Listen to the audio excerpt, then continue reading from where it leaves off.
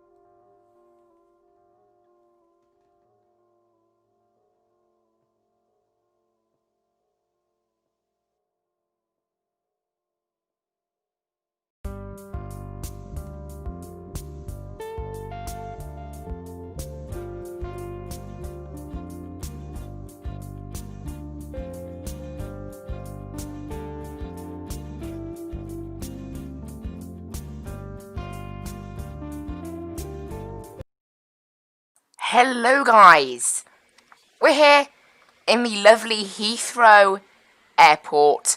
Today we're going to be doing actually some quite short flights. 32-minute flight, the first one is planned to be. So we're heading over from here in Heathrow down to Leeds Bradford, and then from Leeds Bradford over to back to Heathrow. So I was in the hope that we might get some ATC, it being, you know, it does often get quite busy, this sort of thing, like this area of the UK, but sadly not just yet. Hopefully on our return, when the controllers have finally woken up, we'll get some more. I do tend to suffer from that with my stream times. I do tend to be slightly too early on my first flights for the UK's ATC, but we should get some by the time we head back, maybe. I don't know, it's all a bit of luck. If we do, we do. If we don't, we don't. We're all here for some fun flying. So, yeah, so without further ado then, let's go ahead and get ourselves all set up on today's flight then. So we'll enter in the load details for the flight. How about we do that first? So, right, load and fuel. Also, by the way, guys, I have done 2 flights in the 777, and I will tell you guys, it is absolutely amazing. It also comes with RAL's Professional. Sadly, it only comes with the 777, obviously. But it's pretty cool, that. So, nice.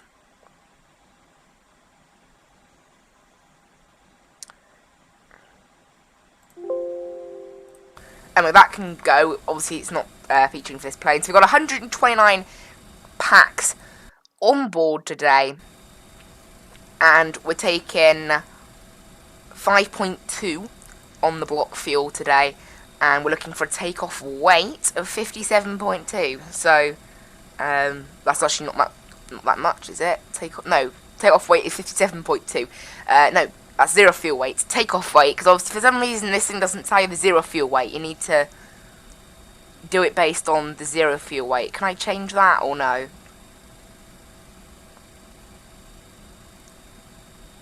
I just messed something up with the load sheet. Rip. I just messed something up a bit there with the load sheet. So, am I to put in cargo now? I am. 61.7. We can put in a little bit more than 5. It's normally about 5.6 on the cargo in this plane. 60. Okay, so 5.47. There we go. 62.2. Instant load that in. That's going to be a bit odd because I've accidentally clicked it. Never mind. And everything is all good. And everything is ready to go. Okay, this can go on to the everything's set up there. So we can go to the doors page. Make sure we're on the latest air rack there.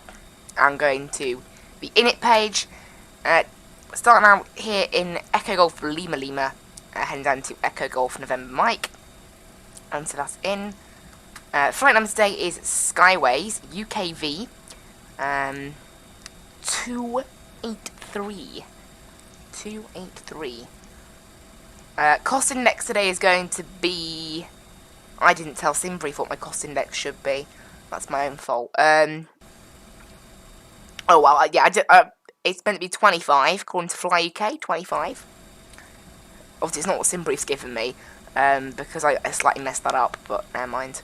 It won't make any difference on a short flight like this. It's only 8 versus 25 anyway.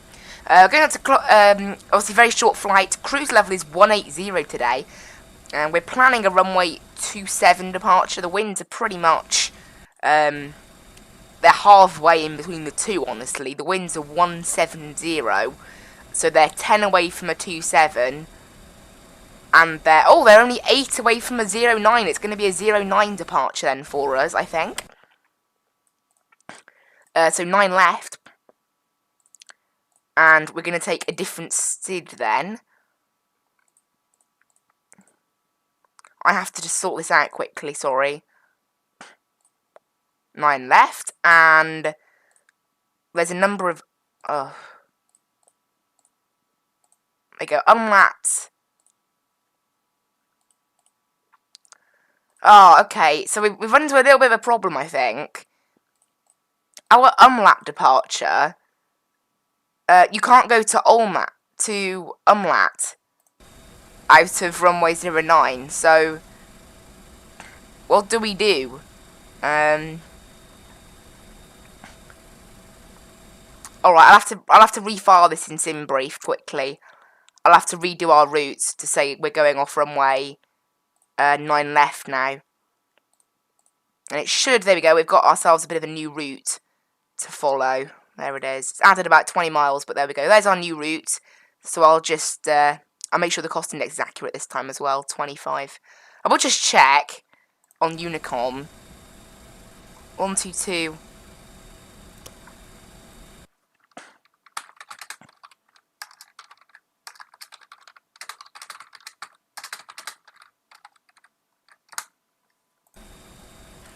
I've just asked people what the runway in use is, so I'm following a new flight plan now. That should hopefully... I'll have to pre-file it again. Little sneeze. Right, meanwhile, I think we'll get GSX boarding set up. It hasn't actually cost us any time. 27 left. Okay, 27 left.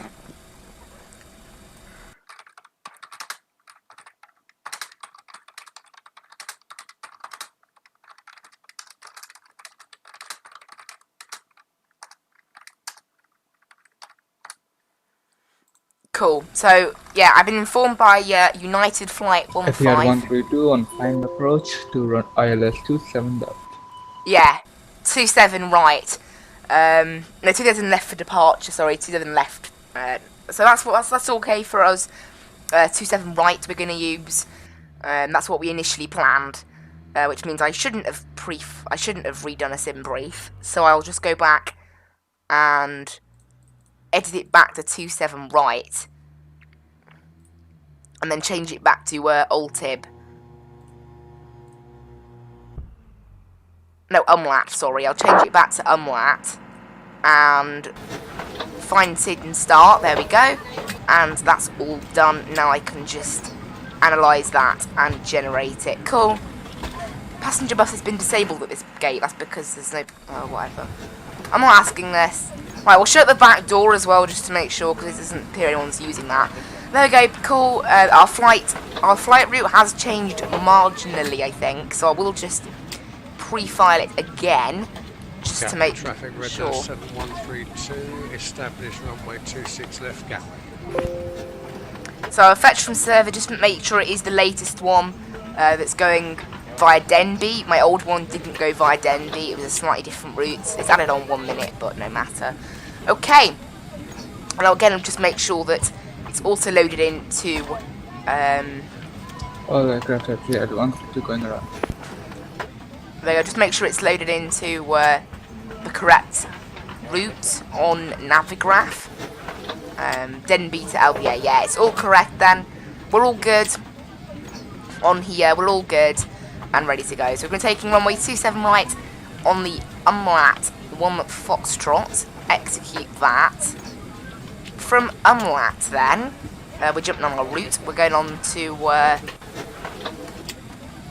T41 008 as far as Welling. Welling. Then we're jumping on T420.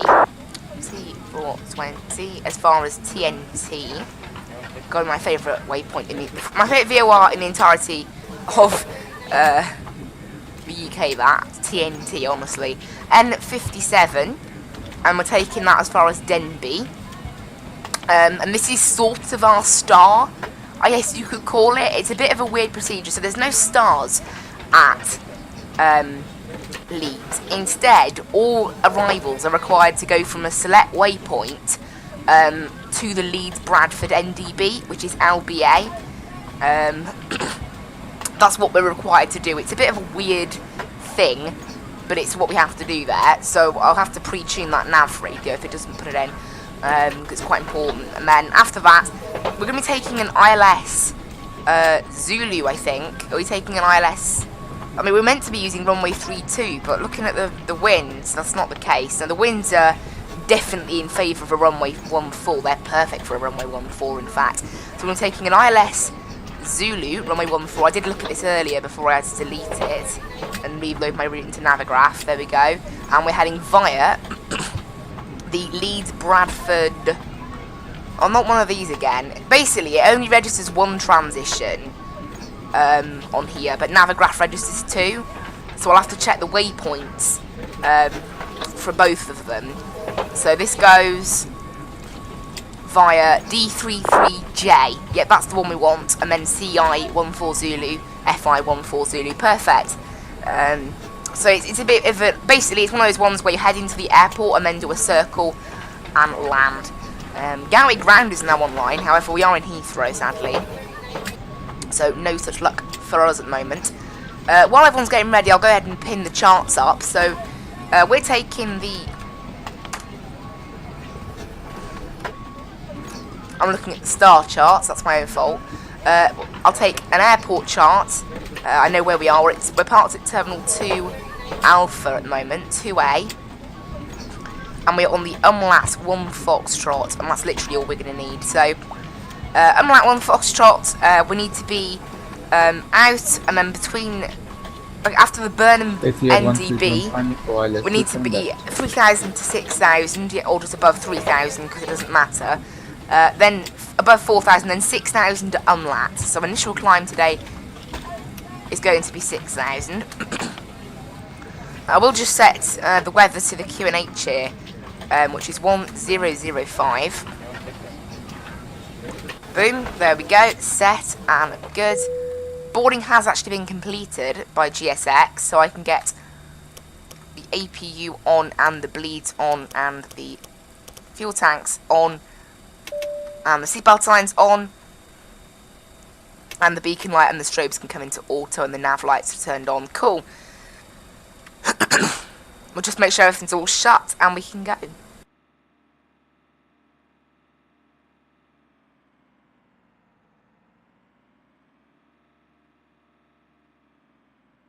Alright, I just had to mute the mic there for a little bit. Okay, so it's about 185 miles to Leeds after you factor in everything else. Get our V-speeds in today. Flaps 1 departure as always, everything else is just as is. 170, no, that's not the wind, it's 1208 down in Leeds, and the QNH is 1006. I didn't look at the temperature and transition, actually we'll discover later on. Okay, perfect. Everything should be all ready to go. It's So, runway 27 up. We'll get to prepare for pushback and departure. We're going to be using runway 27 right today, so it's going to be a bit of a long taxi for us. We're going to taxi via Lima to Alpha 1. So we're going to push back on to Bravo.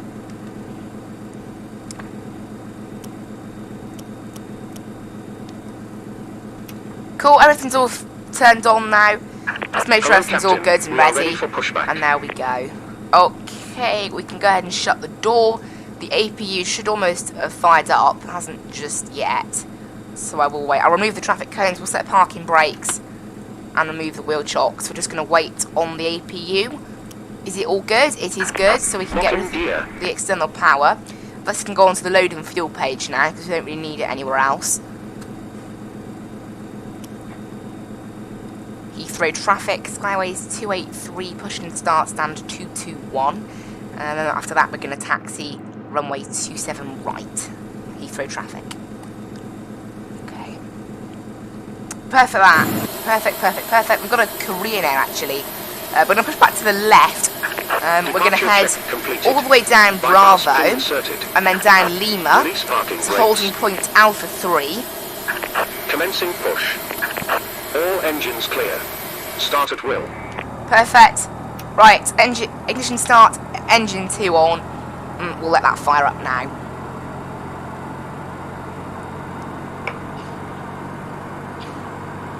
The Korean Air hasn't actually followed the flight plan, so I have no idea where that's going.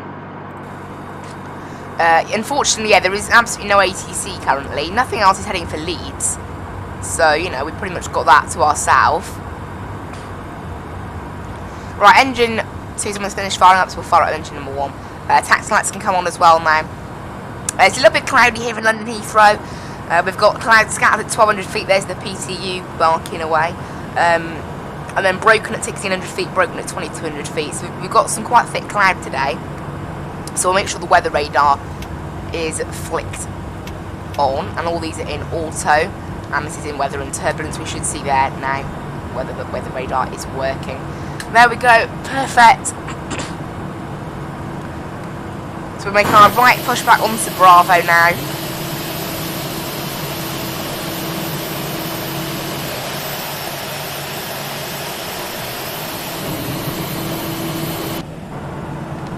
Also, guys, I have uninstalled UK 2000 Edinburgh and UK 2000 Gatwick, and I found some pretty good freeware sceneries for both because of the flickering texture bug. And just because I actually discovered that a lot of the flight, particularly Edinburgh, unlike Gatwick, that could actually have some half-decent things. It wasn't even good to start with the Edinburgh scenery. Right, confirm good engine start. We're all good. APU bleed can come off, and APU can come off as well. And everything's looking good up there. We can do a takeoff config check now, and we just need to arm the spoilers and no blue. So we're all good to go on Unicom. Yeah, no ATC unfortunately over in Heathrow. There is in Gatwick, but nothing in Heathrow. What's amazing is there's still 6 planes on the ground here. Like, it's nuts how Heathrow just attracts people, even when there's no ATC. You know, people just decide, all right, let's go to Heathrow. Tow truck disconnected. Bypass pin. I think it's just nuts. Like, my audio is working all good. We'll have a quick run through the route now, actually. So, pretty straightforward SID. Pretty straightforward route, and then we get to LBA, and then we make the sort of weird loop around Leeds Bradford. That's just how the procedure works in Leeds Bradford, by the way. I'm not doing anything about that. Initial plan to be 6,000 as far as unlat, and then after that we can go a bit further up. We're going to taxi along Bravo now.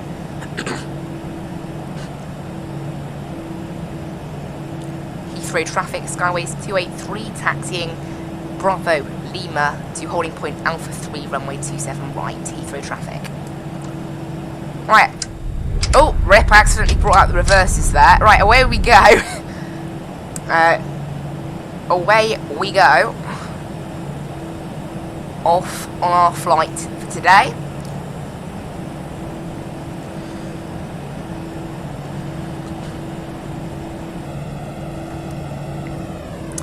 All the lights and everything are all plugged in. We can go outside and have a little look at the plane.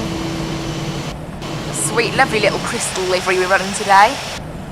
Fly UK. It's a nice livery, I've got to say. Definitely a nice livery. Yeah, we haven't put in the A320 in quite a while, so I thought, you know, perfect opportunity. Just a quick short hop to Leeds and back. I'm not sure how long this stream's actually going to be, by the way. That might depend on how things work out. With how long the flights are, because they are actually very short. You know, 33 minutes the first flight, because it is only 180 miles, remember. Right, here's Lima, so we're going to make a little left turn.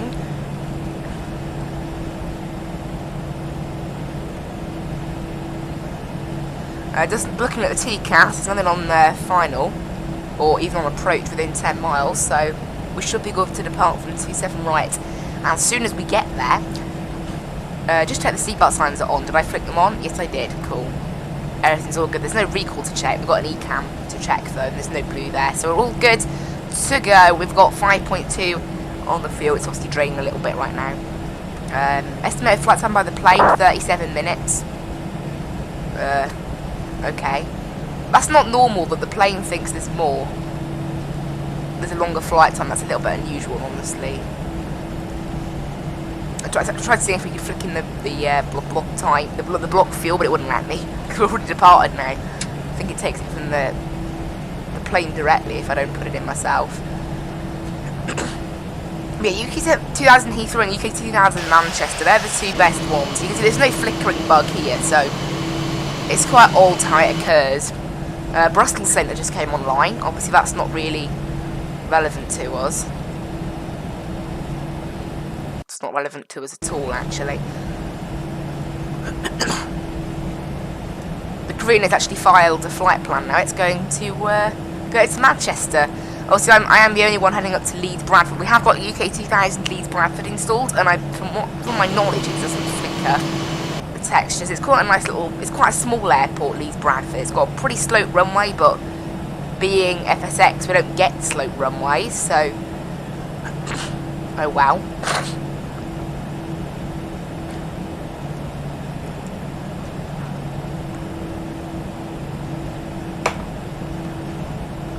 Right. Landing lights on, runway turn-offs on, nose lights into the takeoff position, and Heathrow traffic, Skyways 283 from holding point Alpha 3, takeoff runway 27 right. Any traffic on approach, please advise now. Heathrow traffic.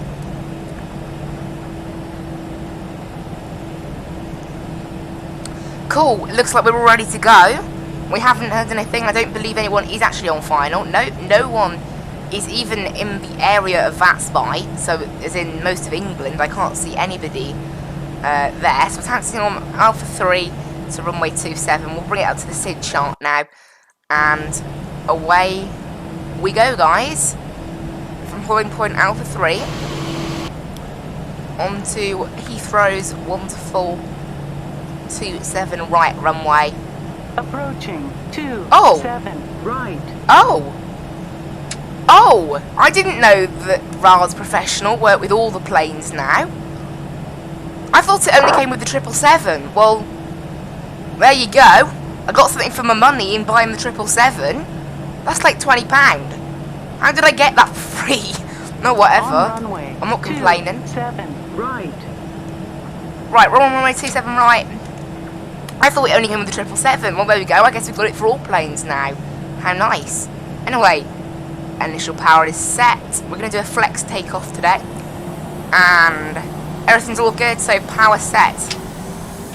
Flex, 67 SRS and runway. We'll start the clock now. And away we go, airspeed's live.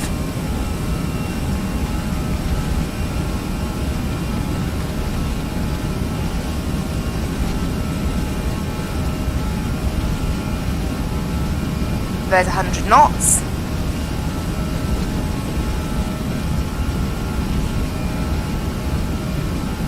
And V1, rotate, and in the air we go. A bit of a slow climb initially because we're doing flex takeoff. Actually, doesn't seem to matter because it's such a long runway probably. And we are in the air, positive rate, gear up. So I will configure that RAS Professional then to see, because there's certain announcements you can get it to do and not do. So I'll have a little fiddle around with that after the stream then. To make sure I've got all the settings how I want them. Because I honestly thought it was only with the 777, but, you know, I guess not. Right, passing 1,000 feet now. I'm going to hand fly it a little bit now. Because why not, you know, it's good little fun to hand fly the A320. It flies a little bit differently to my other planes, I think partially because it's meant to be flown with a joystick. And I don't have one. Right, pitch the plane down here. Going to intercept the SID here and make a little right turn. Gain some speed now. We've pitched down into the clouds, and then go and flaps up. Autopilot can come in because we're in the clouds, and thrust climb mode. is active, and finally nose lights back into the off-position, runway turn-offs can come off, and we can disarm the ground spoilers, and there we are. We are in the air above London's Heathrow Airport, guys. So climbing up to 6,000 now, where we're going to have to hold for a teensy bit until umlaut.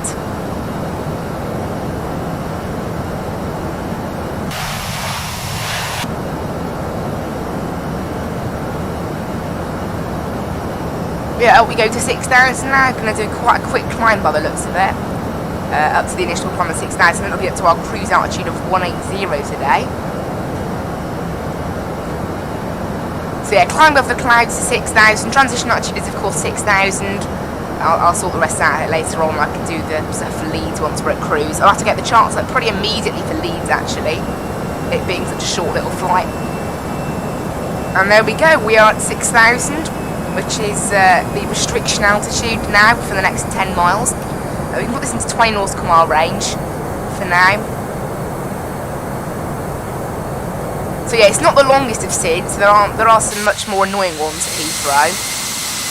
Probably maybe this is more designed for shorter flights. It doesn't actually say. There's no specific instructions as to when you're meant to use and not use this.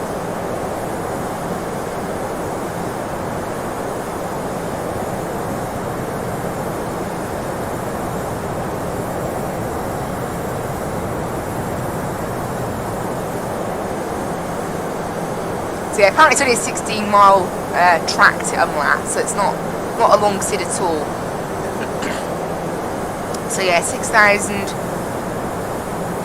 umlaut, and then we can climb up from there. So I'll set 18,000 in here now, and you can see now it says altitude constraint mode.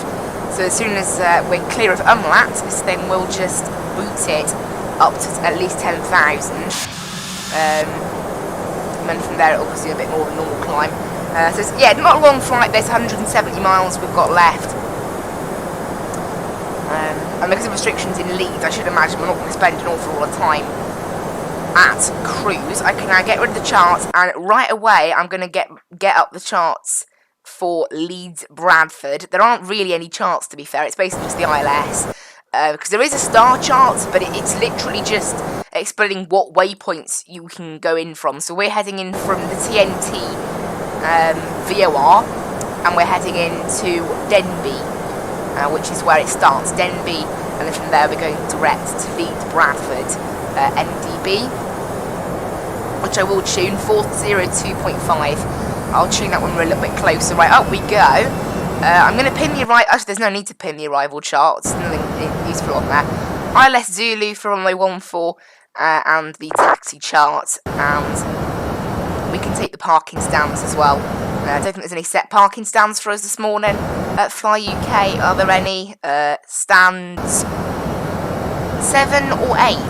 Apparently, 7 and 8 they use at Fly UK. Okay, I'll try and comply with that if I can. Right, oh, we need to set down the pressure. There we go. Could have done that a little bit earlier. ILS, that's the chart I'll need the most. This is the important chart. Obviously, it will tune the ILS frequency itself, but it might not tune. It might not tune the other one, which is the NDB for Leeds, which I would quite like to have.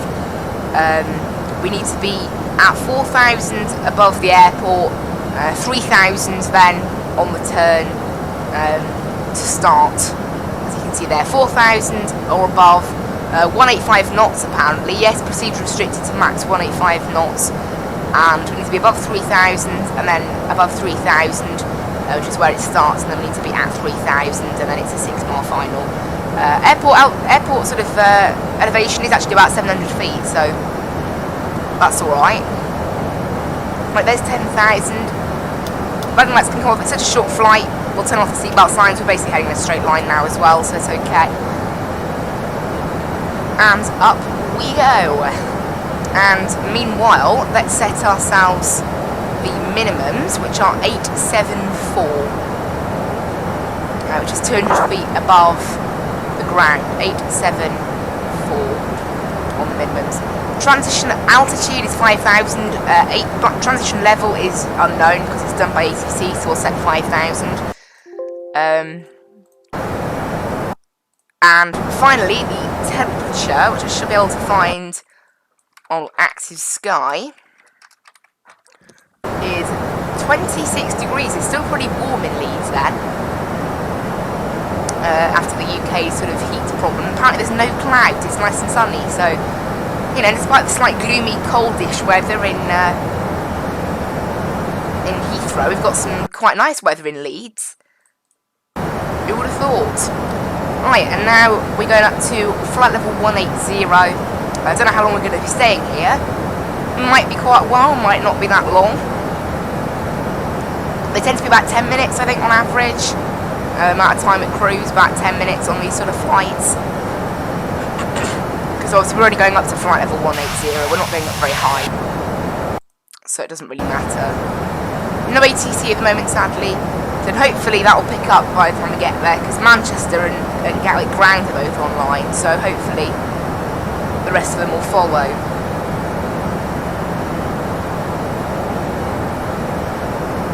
But for now, I don't know, I'm gonna have to hope someone does like an 80s or something for Heathrow, would be quite handy. But anyway, until then, we're climbing up to 80,000 on our first flight today. Haven't got that long to go actually, it's pretty quick. Pretty quick climb really, given, you know, I mean it's obviously quite a short flight, isn't it? 40 nautical mile range will plug in now, 80 nautical mile range is pointless, but it does appear that we've got quite a while at cruise then. We are going to have a fair amount of time up here. If I look at the performance page, 86 miles is about 12 to 13 minutes, which is pretty average for a flight like this.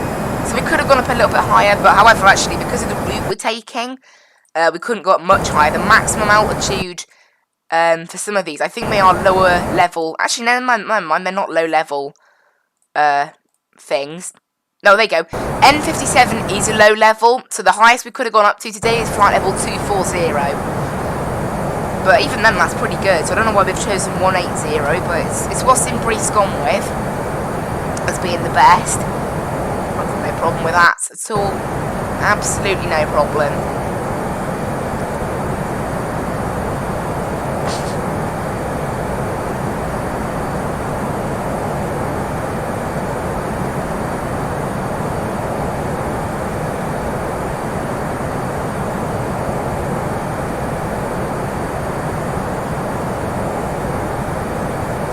Here we are, up in the air. We can set all brakes medium ready for Leeds. I'm going to look at the airport now. We've got a 7,400 foot runway, so it's not massive, but it's not Gibraltar levels of short. We're probably going to vacate on Delta 1. Like on Delta, that's probably the easiest place to vacate. And then stand 7 or 8, we've been told, which do have jet bridges. That's probably why they use stand 7 or 8. They're the only ones with jet bridges, apparently. Very small, quite nicely laid out airport, Leeds Bradford. I don't know whether I've seen this on ITV. There was a Yorkshire airport documentary that did follow Leeds Bradford, and it's pretty good.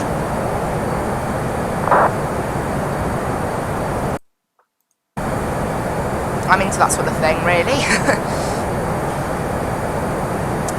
There is actually currently on a Jet 2, or Chanex as it's known to pilots. Chanex 2259er, currently on the ground in Leeds with no flight plan, so have to watch what that does. So I'd be shocked if it uses runway 32, because unlike in Heathrow where you could have used either, the winds are bang on, like 120 at 8 knots. Like, you can't get any better than that. And, whoa, the weather's from 4 minutes ago. That updated quickly, that doesn't normally happen. 4 minutes it took to refresh active sky, that's a first. Well, there we go, that's pretty good. Active sky's on fire today.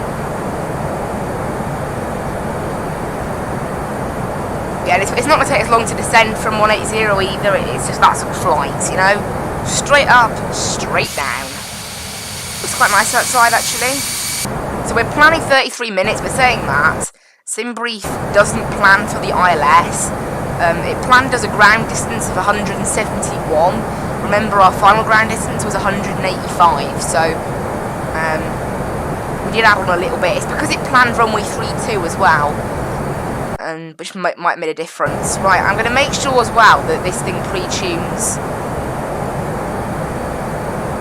Can I get it to pre-tune an NDB? Can you do that with an NDB? I will try. So it's LBA/402.5. Bad format. What about in the ADF? No? Not okay, it's not accepting it. Great! Okay, so it's not accepting LBA because it's a NDB, not a VOR. So I don't know how do we tune that then?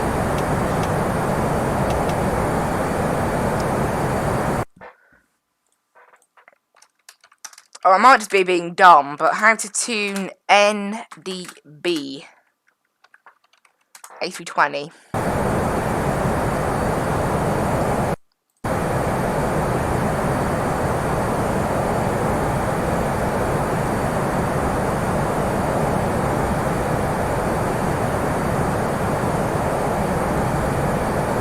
This is on IVAO's website, so it should say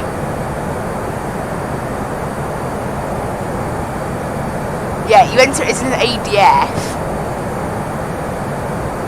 So we'll change this to ADF.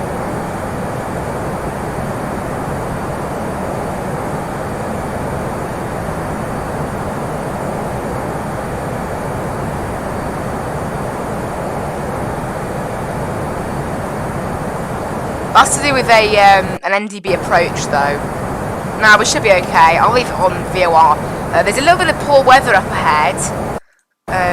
Yeah, because it's an ILS approach. Remember, it's not an NDB approach, so it's not entirely needed looking at the chart. The only frequency we're going to need is 110.9 and 139 on the approach course, and it puts that in automatically when we get closer to our destination, or at least it should do that.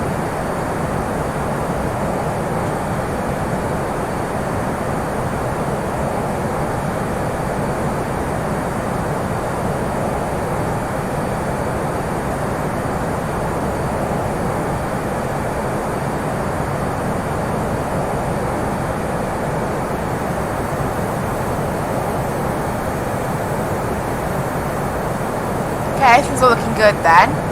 Whoa, a little bit of turbulence here. There's not the nicest of weather all the way up here. It's not too bad though, it's been worse. It's been a lot worse, I can guarantee that.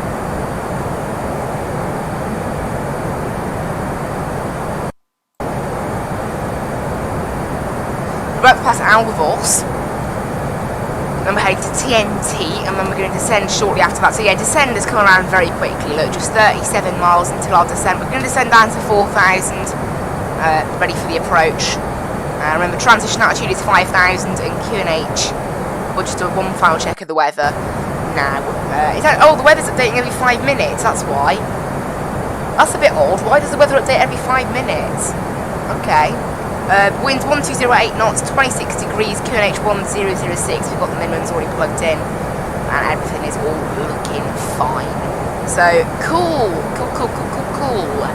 Got 96 miles left to run now, so we're going to be descending quite, pretty shortly, really.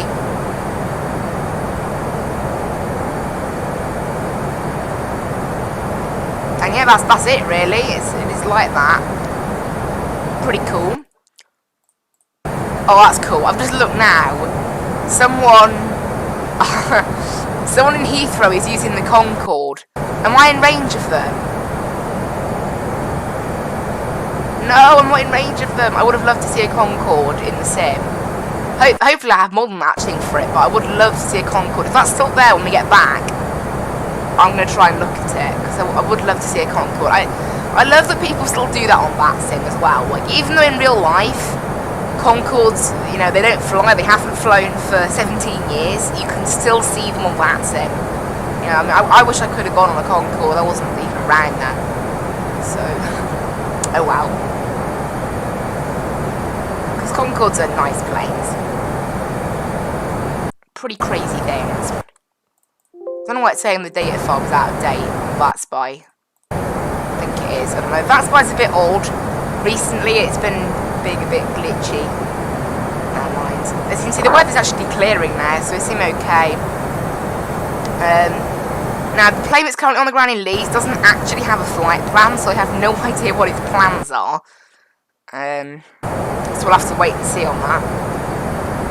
Oh, well. Got a very nice tailwind, so I suspect the flight on the way back might be a little bit slower. I'm thinking.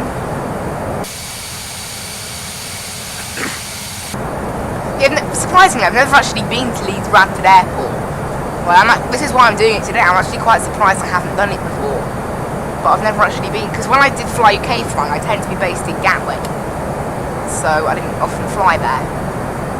But yeah, it's pretty nuts. Ooh, it's a little bit poor weather then. I think I felt a little teeny bit of turbulence possibly. It seems okay. Seems alright, there's no massive weather front. And then from Denbigh, that's where the start of our so-called star is. It's not really a start, it's just this is one of the waypoints that you have to arrive into on. It's a bit of a random thing, honestly. I don't even know why there is an arrival chart demonstrating it. So we're meant to go from TNT to Denbigh. I don't know why Tipple's here, it's not meant to be, but it is. And then from Denbigh, it's direct to the LBA NDB, and then from there, we then cross onto the rest of our flight. Now, it doesn't appear they're putting in any kind of ILS frequency. It might do it on descent. If it hasn't done the ILS frequency by then, I will, by 10,000 feet. If it hasn't done it by then, which is when the checklist normally turns on the landing system, I will obviously have to put it in myself, and I'll learn that for some reason it hasn't done it this time. Unfortunately, no ATC in Heathrow right now, so it's not looking good for our return to Heathrow. Who knows, maybe we'll get something. Top descent at about 15 miles now, so not far. There's actually 2 planes now on the ground, both of which are Chanexes, both of which have no flight plans currently. It is quite a big base, Leeds, for Jet2. It's one of their main bases, so I can kind of see why that is.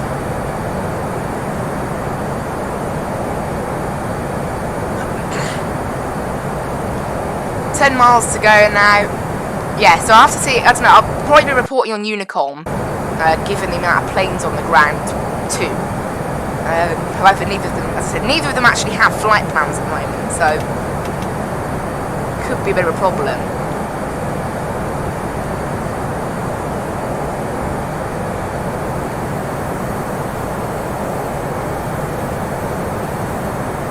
Like, I thought the plane was like, I think it did slightly lose a bit of power then and gained it back, but for some reason it does do that sometimes, this plane. It's not uncommon. It's a pretty nice livery, this crystal livery. Now, despite the fact that apparently it's really sunny in Leeds, despite, you know, I mean, we're within 40 miles of the airfield, because we are doing that sort of circle to land kind of approach via the ILS. So it's a little bit weird that it's not happening. Yeah, neither of them have a flight plan. Right, I'm just going to check. We're taking the Lima Bravo Alpha 1 transition. Just say Lima Bravo Alpha, really. London West Centre have just come online. Unfortunately, that doesn't cover Oz. They cover Wales and the sort of southern tip of England, like Penzance, like Plymouth, that area. Oh, time to decelerate. Leeds Bradford traffic. Skyways 283, descending flight level 180. We're heading to the Lima Bravo Alpha NDB and then doing an ILS Zulu approach from there. Leeds Bradford traffic. And we're taking runway 14. Right, there you go. Everything's all been advised on there. Right, has this thing put in our ILS? I'll wait until 10,000 feet. If it hasn't yet done it, I will do it myself. Right, down we go. The thing is, those planes, because they don't even have a flight plan, there's quite a high chance they're not even on Unicom yet. Because some people don't tune to Unicom until they're ready to sort of fly, obviously. So Who knows? Right, down we go then. Bit of a steep descent, actually. Don't know why it's doing such a steep descent. Who knows? Yeah, apparently it's really nice weather. I don't know. Obviously, it is a Meta, so it's less. They're still using runway 27 right, apparently, in Heathrow. Looking at a unicorn there. Okay, that's interesting. And down we go. We've slowed down enough now, so I can get rid of the speed brakes. And yeah, down we go from here. We've already descended 4,000 feet. Turn on the seatbelt signs now. It's a pretty quick plane, this. Descending when it wants to, isn't it? The 777's an absolute beast when it comes to climbing. It's probably because of the high cost index, though. I mean, Fly UK run a crazy high cost index on the 777. They run 90. Which, unlike, it's a bit odd. Basically, it still runs 1,000 cost index system, the 777, but it's unlike the 787 where the recommended amount is 250. It uses a lot less than that. I don't know. It's a bit odd. I've tried looking around, like BAU 70 on theirs and things. I don't know. It's one of those things. Or maybe it's 57, 70 on the 787. I'll have to look it up. I don't mind. I did look it up. I forgot. Remember, transition altitude is 5,000 feet here. There's no need to bring up the ILS chart just yet. I have got a little bit of bad weather in the area, but again, you know, the weather radar on this thing is never the greatest. It probably will clear by then. Because every time you get close to weather, it, you know, 9 times out of 10 it disappears. I mean, obviously there are the times when it's right and it doesn't disappear, and then yeah, it's quite important. You've got to watch it a little bit. Right, the planes on the ground in Leeds still don't have plans. Right, we're slowing down now, so line lights can come on. Right, doesn't look... Okay, it has tuned the ILS frequency now, and the course. So, it does do it around 10,000 area. Does it around then, by itself, automatically. Which is nice to know. And down we go now, this thing. We can go into 10 nautical mile range now. I'll bring up the ILS chart as well. We're not quite inside the chart bounds yet, but why not? We're only 15 miles from the NTB now. It's nuts. I don't know how long the stream's going to end up being, actually. I don't know. I thought it would be the usual 2.5 hours, but by the time we do the return, maybe it will be a bit closer to that. Who knows? Sadly, the Concorde that was on the ground at Heathrow actually disconnected. Aww. It'd be nice to see one. I want to see a Concorde in the sim if we can. Alright, this thing wants to slow to now to 185 knots, which is the maximum ILS approach sort of speed that we're allowed.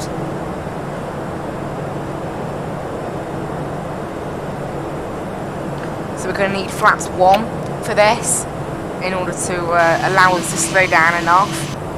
I haven't, yeah, it's a very slow procedure, so even though it's only 30 miles now to Leeds, to landing, but it will take a little bit longer than that. Yeah, I think we're going to be longer than the estimated 33 minutes by sim brief. There's Leeds Bradford down there. You can see, you might be able to see the 2 Jet 2s. Oh dear. Is it also having the same texture flickering problem? Something tells me it might be. What is it with UK 2000 scenery, this free scenery? I looked it up, and it has happened with the Aberdeen scenery apparently, and they had to patch it. But what I don't get is it's not really a bug like that because it didn't used to happen. I don't know. Hopefully the flickering sorts itself out by the time I get down there. It's weird. Normally it should only happen if you have 2 sceneries installed for the same place, and I don't have that. So it's a bit of a strange bug. You know, I've checked, I've tried reinstalling it, I've tried all sorts, and it just does absolutely nothing. And in the end I come to the conclusion that the scenery that because that's the thing, you can get plenty of other UK scenery. There's a website called, like, I think it's like FSX Freeware Sceneries, and it gives you links to the best scenery for each airport, and it has it all around the world, and, you know, very rarely does it suggest the UK 2001. Gatwick UK 2001 is on there, but there were 2 others that were also on there, one of which was from just 4 years ago, and I downloaded it, and it is quite a nice scenery as well. So I think I have to sort of let go of the thing of, oh, UK 2000s are the best sceneries. No, not the free versions. The ones you pay for, yes, but obviously they're like £17. I'm not spending £17 on every single airport in the entirety of the UK. I mean, I am a member of Fly UK, so I get like 15% off or something, but it's still not really worth it. I'm not. And also, the high quality scenery would make my game just lag. I can guarantee all the high quality textures and things. So I'm not going to go doing that. Especially considering the scenery that comes with it is actually pretty decent. Hopefully, yeah, I'm hoping that we don't have that bug, but looking at that texture flickering, it's a little bit dodgy. So, who knows. Well, we're actually at 8,000 feet, so we're well above 4,000, which is all good. I can now see my plane on the ILS chart, which is good.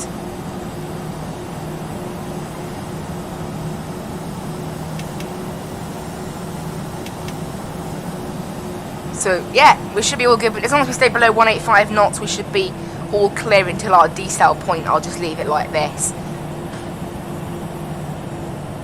And you know what, I'm going to get it to maintain 180 knots as well, because it's going between the two. I'll get it to maintain a set number I'd like it to, if we can. And 180 obviously is below 185, so we're all good.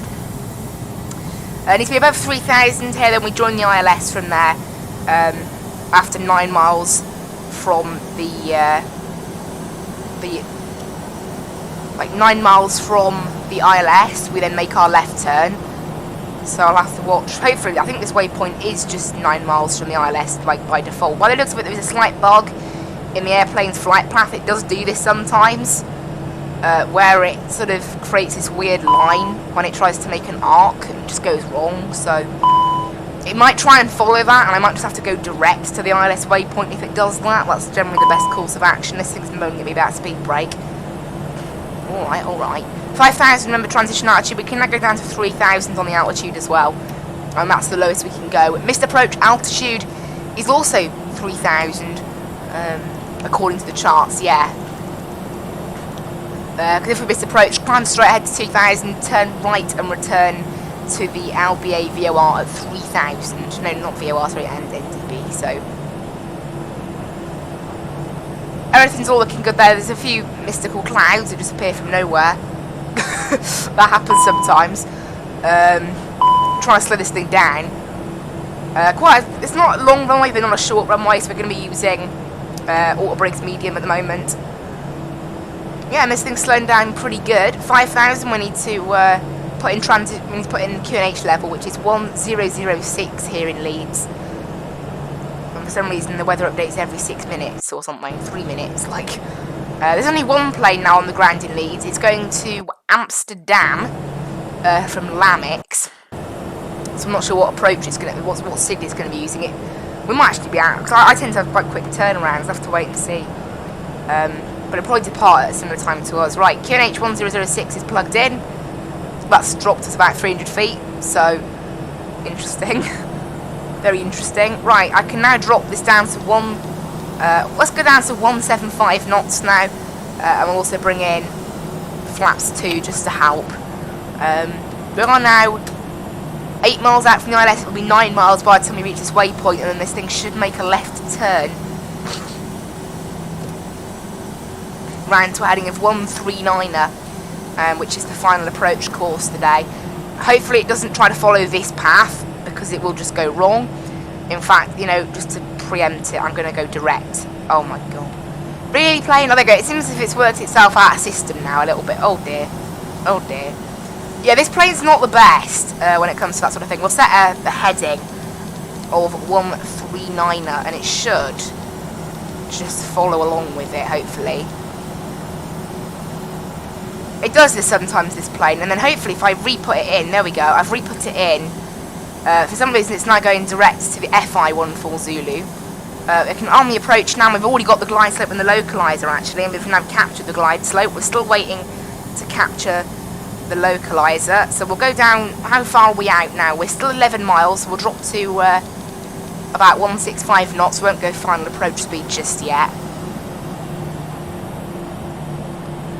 and we will tell Unicom once we're ready. We'll advise we are established on the ILS. We have got the glide slope, we're still waiting on the localizer just yet though.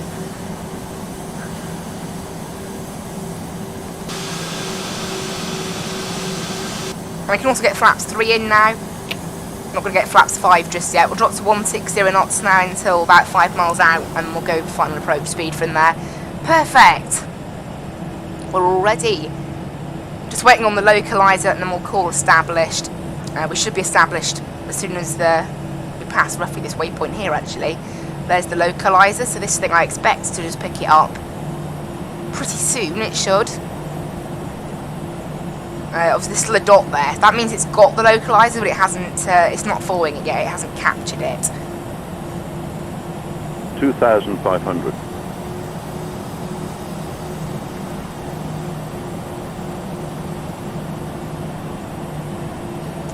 But we're descending on the glide slope pretty good now. 3,000's our go-around altitude, so we'll leave that in there. There you go. This thing's now captured the localizer. Leeds Bradford traffic, Skyways 283 established on ILS runway 14, Leeds Bradford traffic. So we just notified the Jet 2 obviously on the ground that we are quite close to the airport now. Once we pass this waypoint, I'll drop the gear and go full sort of landing mode. We can arm the spoilers ready and everything's all looking good, so just need to wait. There we go, 6.5 miles out, we'll go final approach speed, full flaps, drop the gear, and we're ready for landing. Obviously auto throttle stays in place until landing on the Airbus, unlike the Boeings, and we take control of the autopilot. So I will grab control of the autopilot now. There we go, my plane, and obviously the auto throttle will just manage itself.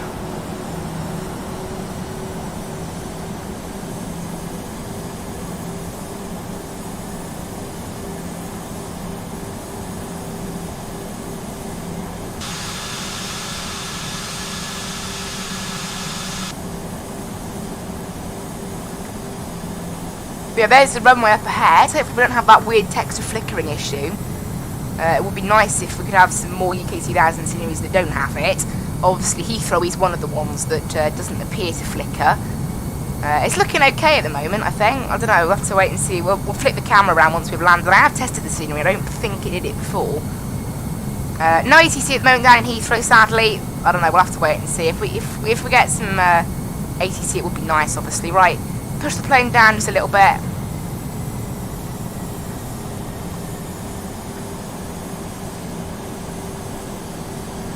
We will hear Ra's Professional. Apparently 2 miles out, the GPWS is going to go a bit nuts because of this hill by the looks of it, as you can see here, according to the chart. So we're going to have a little bit of a GPWS going a bit nuts. That's obviously why you use Barrow for minimums and generally not radio altitude for minimums, in case you have things like that.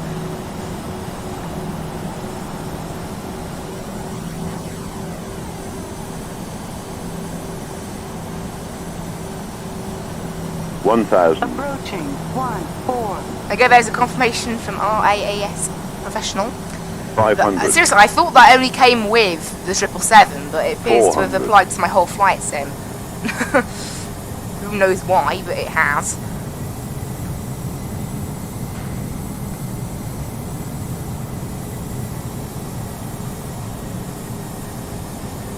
And here's the airport. It looks like, I don't know what it looks like. Is it okay? The scenery, it looks like half of it is UK 2000. 300. And then the other half maybe sort of 100 isn't. above. I don't know, it looks okay actually, I think.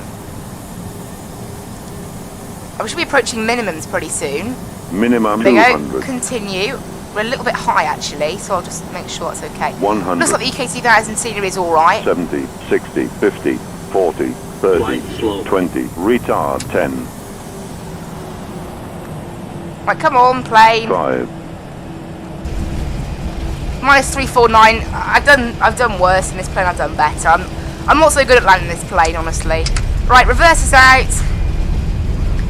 8 knots. Reverses can come in because literally we're going to be vacating. 3,000 feet remaining. There we go. There's that telling us. There we go, 36 minutes on the flight time. That's pretty good, actually. Right, and drop the flaps, disarm the ground spoilers, and hello, welcome everyone to Leeds Bradford. We can go and turn off the landing lights, on go the taxi lights, on goes the APU, and we'll turn to the left here. There we go, that is us on the ground here in Leeds Bradford International. It appears the scenery is working alright, so that's nice. There's some slight texture issues in parts, but it seems that overall it's pretty good. There's the Jet 2 we're talking about. It's in, obviously, you know, it looks like it's actually pushed back. So we're going to taxi to stand 8. Leeds Bradford traffic Skyways 283 taxiing stand 8.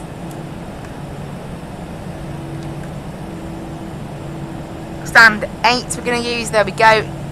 And we're going to use, let's use Jet 2, why not, for our handling. So I'm not sure if that Jet 2 is actually pushed back.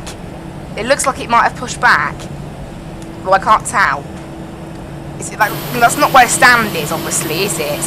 Actually, never mind, we can just go around it, around the outside. I don't know what it's doing. Yeah, we can head down November and then down Charlie and avoid it. It's pushed back from like stand 11 or 12, somewhere around there.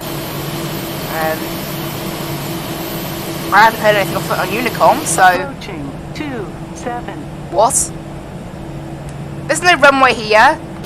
What are you on about? Maybe this was an old runway, and it's still, like, programmed in it. What?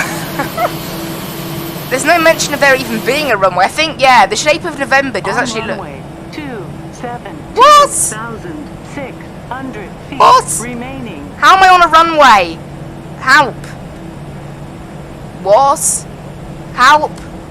I think there's some slight confusion going on with RAS Professional here.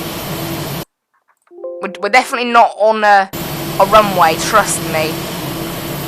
Apparently there's a jet bridge here, however I don't see the jet bridge at our stand. There is meant to be a jet bridge according to the chart, and according to GSX there is as well, but I don't see one. Well, that Jet 2 hasn't started taxiing yet, so we're all good. The scenery's even in the slightly in the wrong place, despite the fact this is UK 2000, honestly. You know what, I might get some new Leeds Bradford scenery as well. I'm starting to get a bit tired of half this UK 2000 free scenery. It's not actually that good half the time. I mean, for select airports, so Manchester and Heathrow, it is pretty decent quality, especially Heathrow. I mean, I'd go as far as say it's almost payware quality. Right, taxiing stand 8 now. I don't see any jet bridge anywhere, but apparently there is one. We overshot the stand ever so slightly, so we'll just make sure we're back on course on the stand there.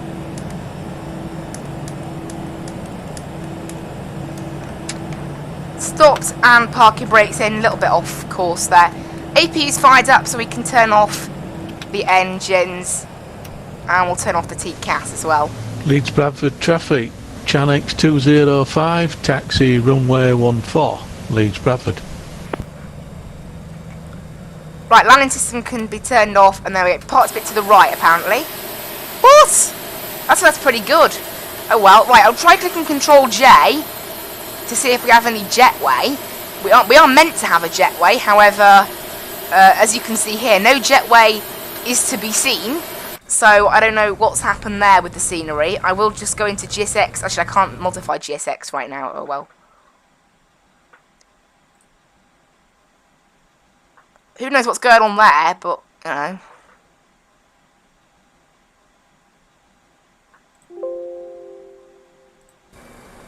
We'll leave that for now. Anyway,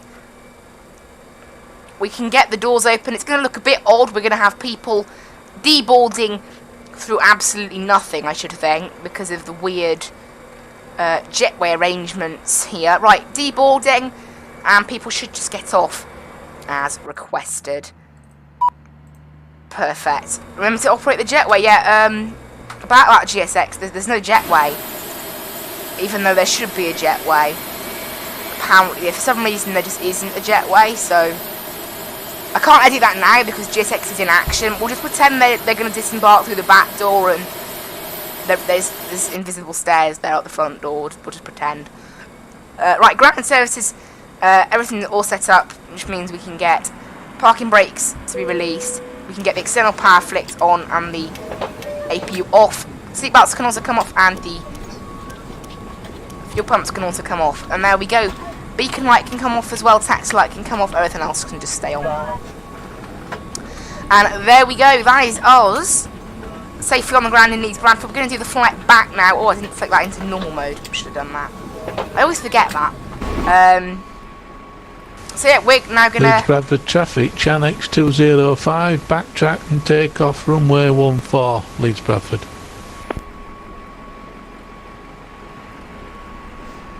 So yeah, we're gonna I'll stop the flight on Flight UK now on my bird and set up. Hello in the chat. Hope you enjoy it. The stream, obviously. Flew 187 miles in the end, not bad, a little bit longer than planned. And I'll go ahead and file the next flight for us now, which is going to be Skyways 284.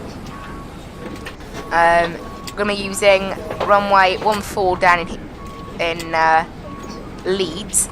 I'm not sure what we're going to be using. I'm not sure exactly what we're going to be using for. Right, I need to find. There's some routes here. It's a bit. Well, we need to take off from Pole.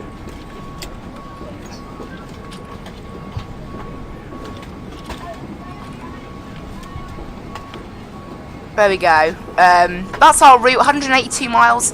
We're going to be doing 27 right, apparently, in Heathrow. I will just check that now. The winds in Heathrow, they have gone back down now to actually favouring a 27. So we're going to do a 27 right.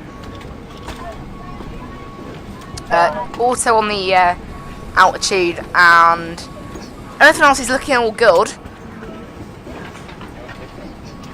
Just check it's all looking good. There's plenty of set routes we can do, which is nice. So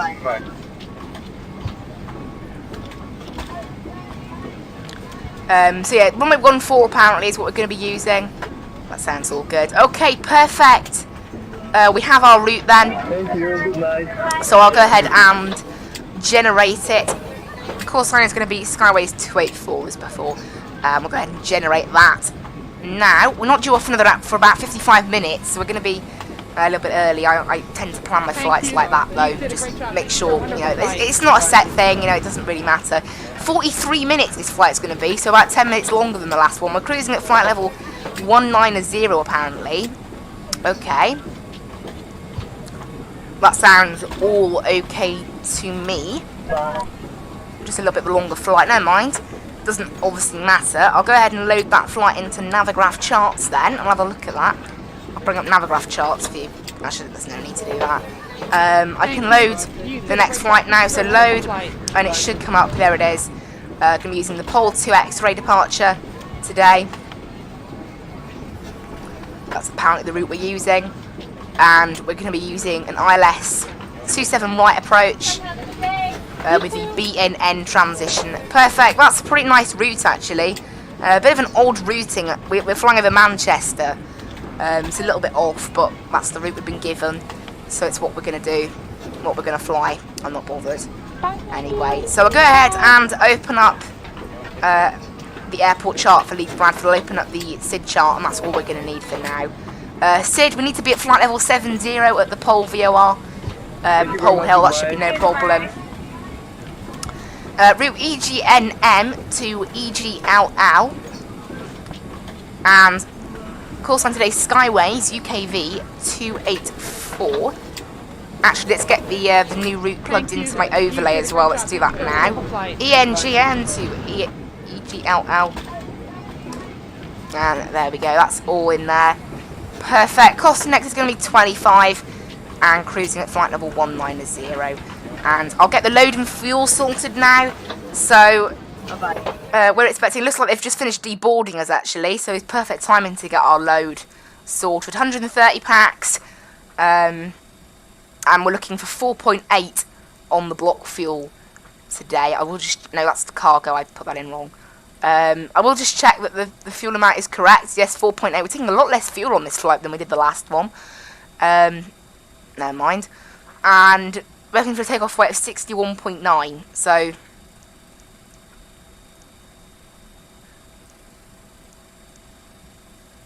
61.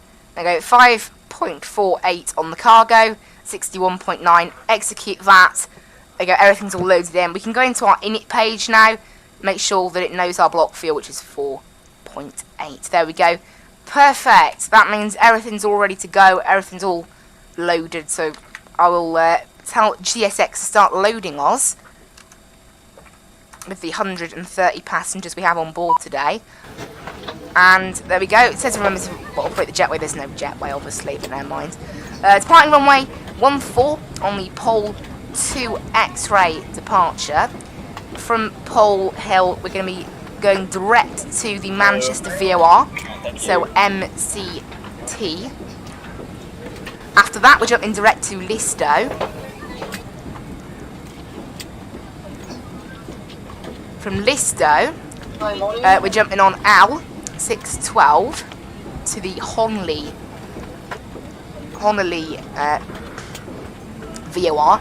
Execute that. And then we're going to be using a runway ILS 27 right today.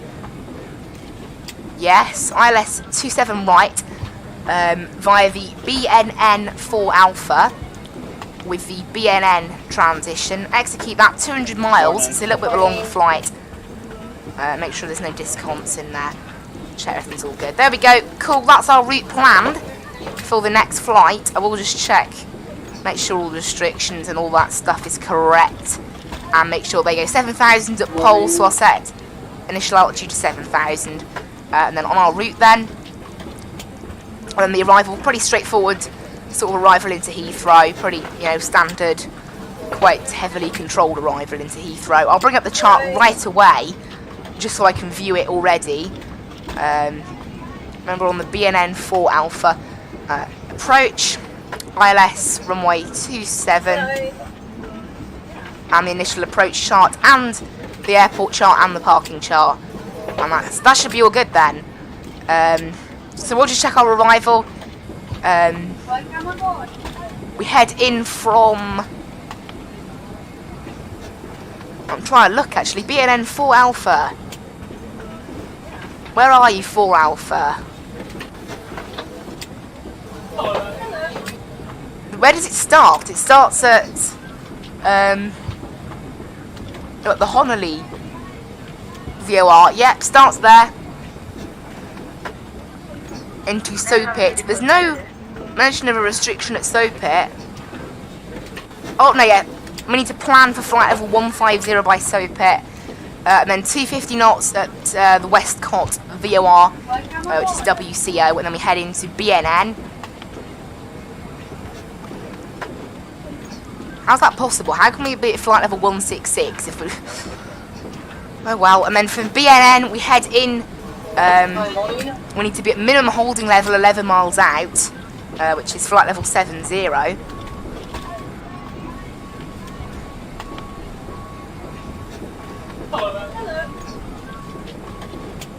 And we need to be then above 6,000, and then we need to be max 180 knots then at D127S, which is after the 6,000 waypoint, yeah. And then after that it's on our, I don't know, this thing's speed calculations are all messed up, but, and then it's on the ILS from there. Okay, everything's all looking cool, our route's all looking good. We might not have too long at cruise because of the 7,000 restriction and the flight level 150 restriction at Sopit. Obviously that's because traffic in the London area is very controlled in that way. No ATC at the moment, sadly, so never mind. I will connect to Vatsim now, reconnect as Skyways 284, and file my new plan. No flight plan was found on the server, that's because I forgot to pre-file it. Let's go and do that now. Pre-file, and file the flight plan. Call sign's already being used. Oh, it's because I've just connected, yeah. You can't have an active call sign. Right, file, filed. And now I can connect the Skyways 284 and fetch the flight plan and file. There we go. Cool, everything is all good because you can't have duplicate call signs on the network. That's why. Doesn't like you having duplicate call signs. And there you go. Seatbelt signs can come on now. And, oh, they finished boarding already. Okay, fuel pumps can come on then. And the APU can come on. And we'll get ready for departure. That was pretty soon. They were pretty quick at boarding us. I'm not complaining. And we'll get ready to fly back. We'll just check the weather, make sure the QNH hasn't changed. No, it's a little bit cloudy now. Runway 14 is still obviously the runway in use. We're just waiting on the last of the baggage to be loaded and then we can get ourselves out here. All the doors are shut now apart from the cargo, this back door here. Loading on a United crate, interestingly enough, as the APU starts up and we get ready to depart. No need to inform Leeds Bradford traffic. There's nothing heading for Leeds Bradford actually, so there's no need. Yeah, no need to inform anyone on Unicom,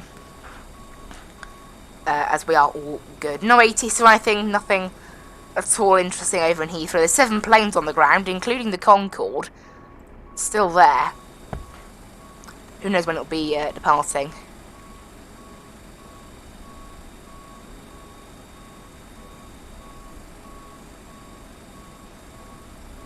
Yeah, very interesting. Is GSX all done now? I think they are all done. So we're ready to depart now. So I'll make sure, like, I'll click prepare for push button departure, waiting for boarding to complete. So boarding hasn't yet completed. The last crate, however, is on board, so I can shut the door and this can go on to the load and fuel page. And everything is all looking good, ready for departure. Flaps 1 it's going to be. Departure, there we go. Boarding has completed, so the tug is going to drive up. Now we'll set parking brakes. And ground services can now be removed. As our APU is fired up, we can get the APU bleed fired up now as well. Everything's all good and ready to go then. Hello, Captain. We are ready for pushback. And we're going to go right. We're going to push back right and head straight out along Alpha. We're going to backtrack along runway 14 then and use a little loop there. No need to report on Unicom as there's nothing heading in or out currently of this airport, so we're all good to go. Doors page all looks good, excellent. Can set the trim, actually I didn't do that on the first flight. Set the trim to take off. There we go. Rip. And we're going to make a right turn. It's going to be a Toka takeoff because it's quite it's not the longest of runways. Release parking brakes. It's quite brakes. All engines clear. Right, TCAS can be fired up now.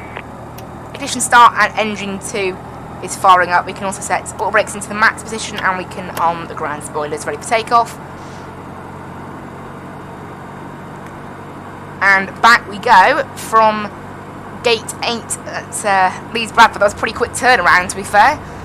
Doesn't take me very long to do half these turnarounds a lot of the time. And there we go, back we go. And engine 2 is almost fired up, so we can fire up number 1. And there we go, just as number 2 finishes firing up, number 1 starts. There's the PTE barking away, as always on an Airbus. GSX, I asked you to push this right. Hello. GSX. Hello, I asked you to go right. Set parking brakes. Waiting your confirmation for good engine start. You don't hear sound. The sound should be fine. I'll listen to it now. Sounds fine on my end. I've just watched it. It's fine. The sound. That's weird. Yeah, I told GSX, can we go right, please? Face this way, and then GSX pushes us like that. If there was ATC, we'd have some pretty cross ATC online right now in Leeds, so I'm glad they're not online. Engines are fully fired up so we can go back to the normal position on here. Unlocking You gear. can't hear me.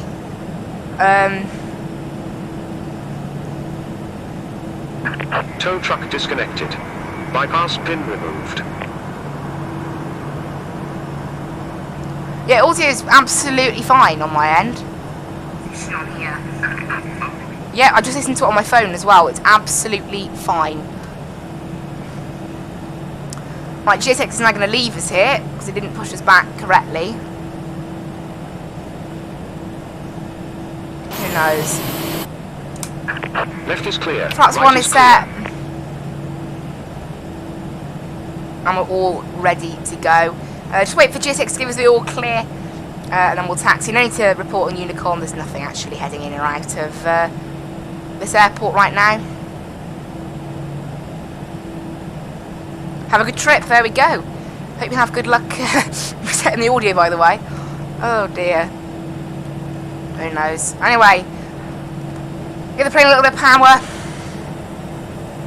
And turn to the left. And we'll head down Alpha onto runway 14 backtrack. And then we'll zoom round on Echo and take off. Do a quick takeoff config test.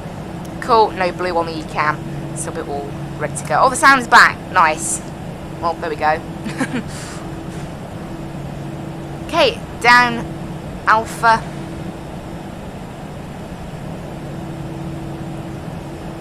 Check everything's all good. We can get taxi lights fired up now as well. Oh, they're already turned on. We already did that. Nice. Right, taxi around to the right. A little right turn.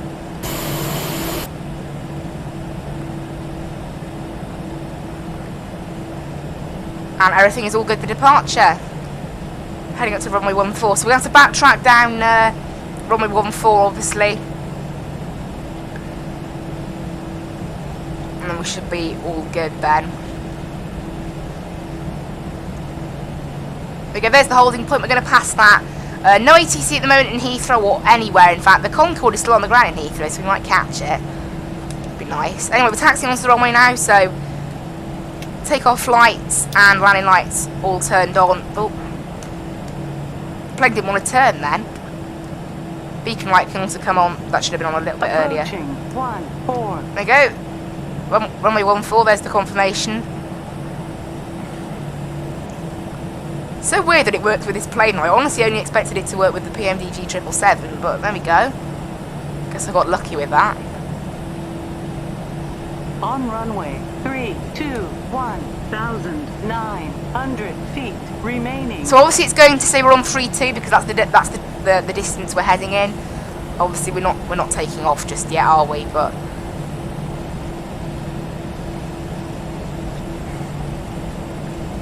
cool. I will configure it after the stream, make sure there's some extra, because there's things like long landings that it can talk about. I'll have a little look at the settings after my flight. But anyway, we are now ready for takeoff. I will just set the winds actually in Heathrow. I should have done that.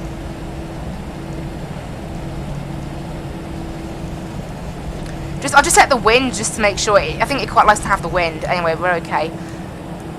Turn round to the right now. And we should be ready to go now.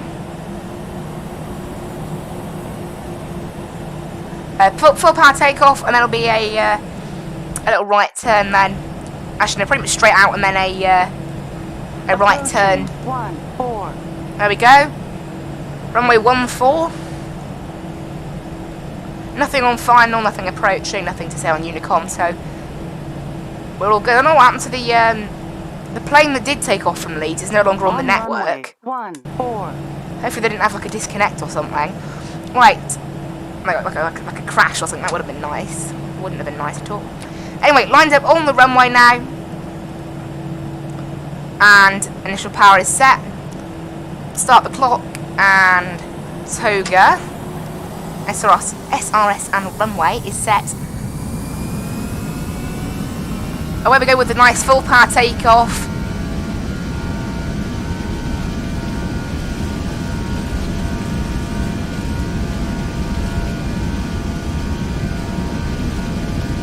There's V1. No, not V1, sorry, 100 knots. Oh dear, got the wrong call out. And there's V1. and rotate. And away we go. Positive rate, gears going up.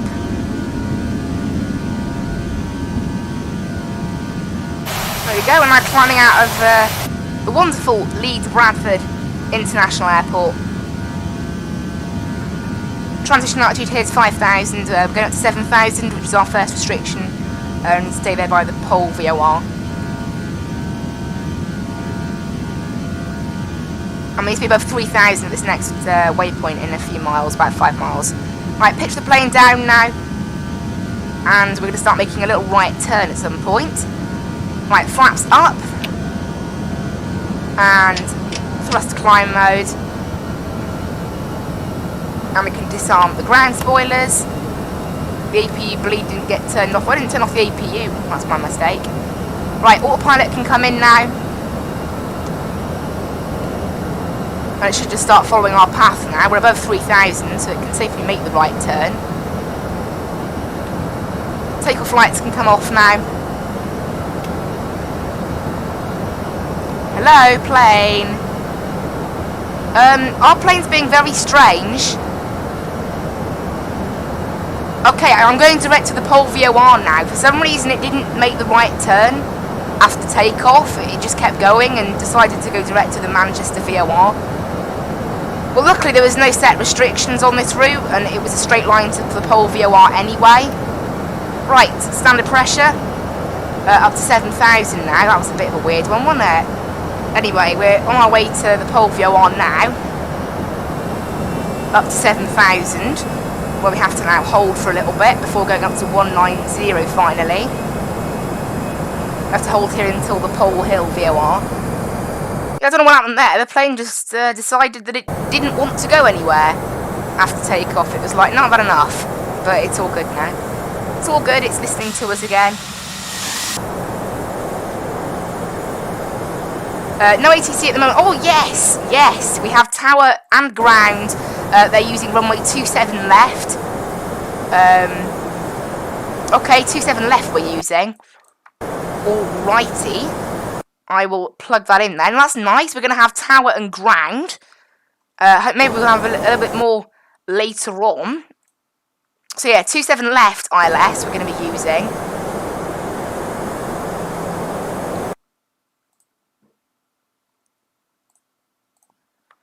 So I'm just sorting out the charts for Heathrow. There we go. Cool. So who knows? Maybe we'll get some approach as well. It'll be rather nice. It's nice to get a little bit of ATC today. I could have done with some. Just you know, hopefully, I said hopefully we'll have approach. It's nuts. There was only like 4 planes on the ground in Heathrow. Then suddenly ATC spawns in. There's 8 planes. It's like magic. Right, up to 190. I'll plug in, and this thing will just climb when it passes the pole VOR. So right now we're preaching tower 1185 because at the moment it is just tower and ground. There's no nothing else. There's no approach. It would be nice to have an approach, but not at the moment. We're not having, sadly. Still got a little bit of time until we arrive at Heathrow though. We are slightly off course on the SID because of that weirdness, but we're still following the correct waypoint, so no massive issue there.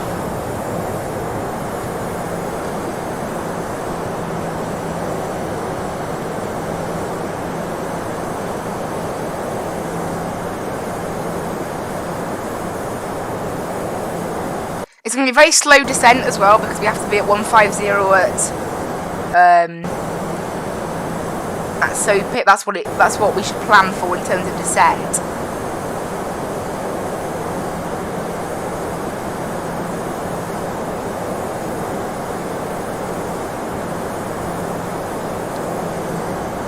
So everything is all good.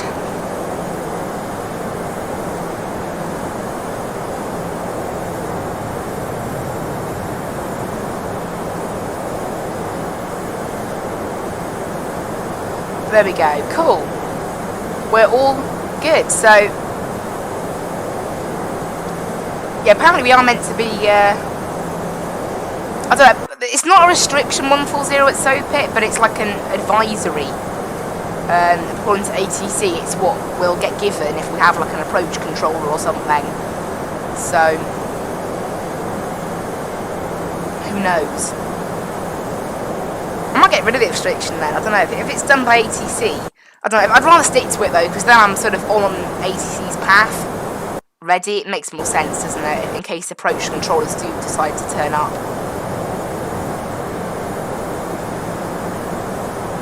We're going to make a left turn now after pole. This thing's going to start climbing up to 190.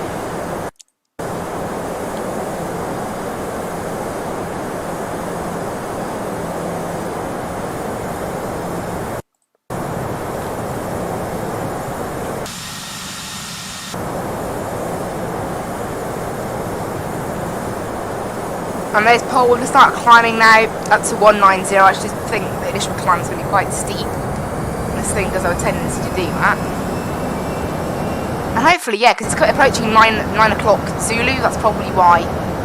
That's when like ATC sort of decide to start. So maybe we'll get an approach controller. I'd like it if we could get some form of in-air control rather than just tower and ground. It would be nice. But who knows? We'll have to wait and see what decides to happen there.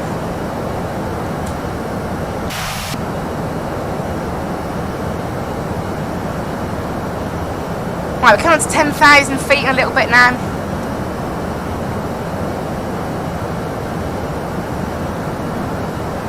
In fact, there it is, 10,000. We can go to 40 nautical mile range on here now. Autopilot, no not autopilot, sorry, seatbelts off and landing lights off. And this thing's going to start gaining speed now, ready for our climb up to flight level 190, which isn't probably, it's probably not going to take us too long. We're now in range of Heathrow's sort of, we're in range of Heathrow's frequencies now.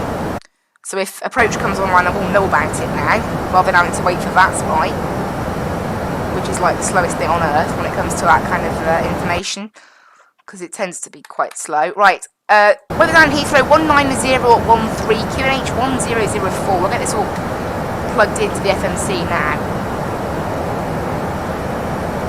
And temperature at 17 degrees. Transition altitude will actually be mentioned in the ATIS. Transition altitude is 7,500. Perfect. And we can look at the ILS for the minimums. Minimums are going to be on a Cat 1, 278, which is 200 feet above sea level. There we go, 278, no, 200 feet above the ground, 278 feet sea level. And then we go, up we go. I've got a plane on our TCAS showing up. That is Shamrock 203, Manchester to Dublin, I think. Also, this is the Manchester VOR. It's no longer showing up on the TCAS though. Right, this can go down to normal levels, the TCAS. Up to 190. Which, as I mentioned before, really doesn't take long. It just doesn't take long at all. I don't think we're going to have long at, it's 150 look, so we're probably going to be descending quite early because of that. I don't know, it works on a lot of Gatwick's flights anyway, because you have to, it's the same with Gatwick, you have to be at flight level 1, if you're going from the north, you have to be at flight level 150 by Kidley, and obviously they are all in quite separate, they're quite similar places, all of this, so that's why they have it, I think, is to try and keep airports like Heathrow and Gatwick separate, because they're very close together.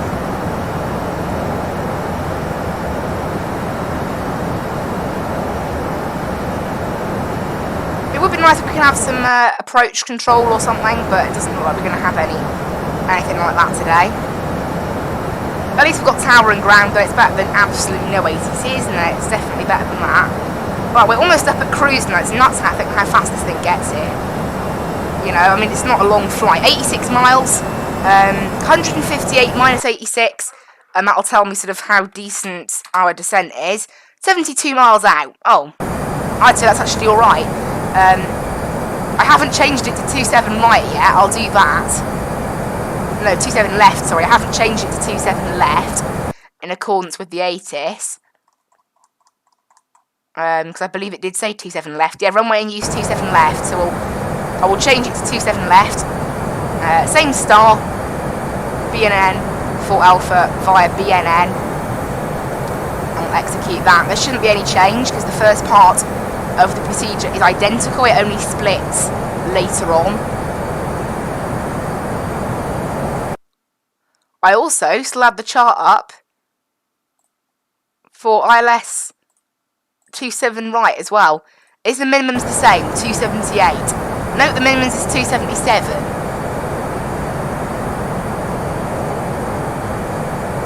So there's a teeny bit of difference there. Cool. Everything's all good now. Just to make sure they go ILS 27 left.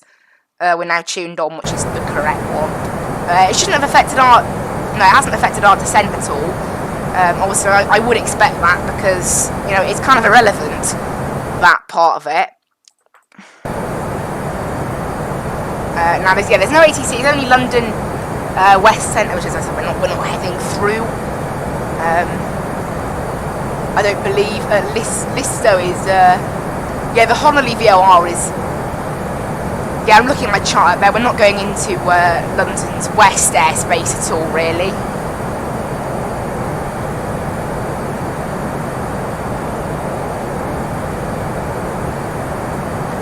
So that's all normal. And yeah, we're up here at 190 now. We'll be up here for quite a while. And then it'll be a little descent down to 150, and then I should think quite a slow descent possibly. Actually, because we need to be at 7070 by the that part of it, it's all fine. I'll just check. The transition altitude is still 7,500, so it's all good. All good. All rates can just be set to low, because obviously Heathrow's got pretty long runway, 12,000 foot runway. 27 left does suit us, it is the one that's sort of closer to it.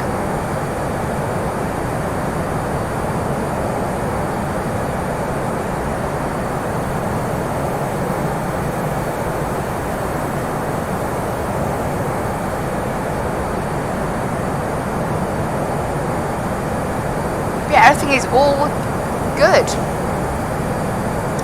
All good. Right, we're heading straight over to the Honolulu VOR now. We're going to be descending, actually after Tobin, so we'll be at cruise altitude on our star. That's a first.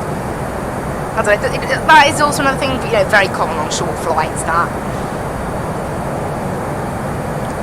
It's all good fun. And we'll try and do a better landing in Heathrow than we did in Leeds, if possible. I've discovered there's like a slight dead zone on the controls in this plane, so I don't know why. But there does appear there's a slight dead zone. I'll try and look actually now. Is there any dead zone? No, there's no null zone at all. So it's a bit odd, but there was definitely some slight. Like if I move it slightly to the left, you can see. Look, I'm moving it to the left, and it's not enough to disengage. You can see, look, the movement on the stick is like not really there until a little bit later. There's a mild dead zone. For some reason. Nothing bad.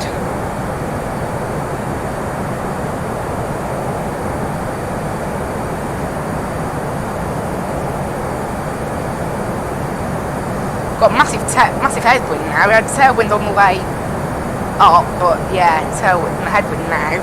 That's why the flight's a lot longer.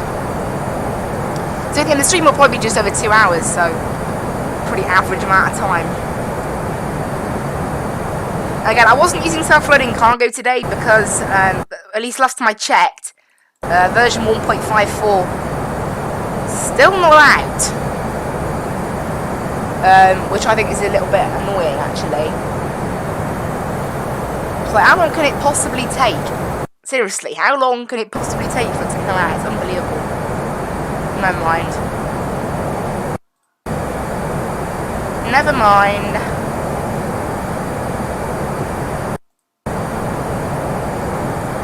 That's how it is, isn't it? there's the Honolulu VO1, which is the start of our arrival into Heathrow. Again, at the moment, no Heathrow approach control, sadly. I will actually have to grab the ATIS here, so let's grab the text ATIS, which is a better one. Information Juliet. Runway in use, runway 27 left, transition flight level, 7,500 feet, 075. Service winds 20015 knots. Oh, we've got some new weather, have we? Yes, we have. I'll get that plugged in immediately. 200 at 15. The wind speed's picked up a little bit.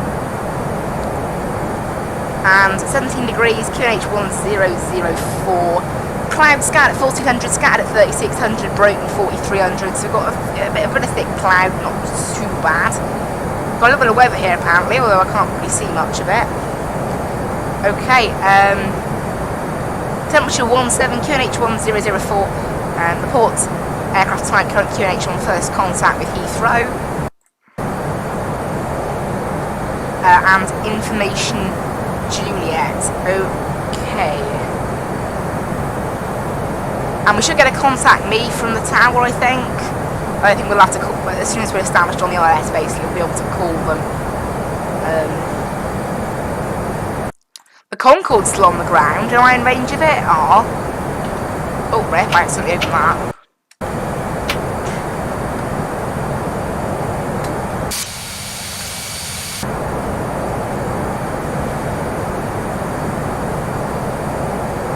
Yeah, we're currently quite close to Manchester.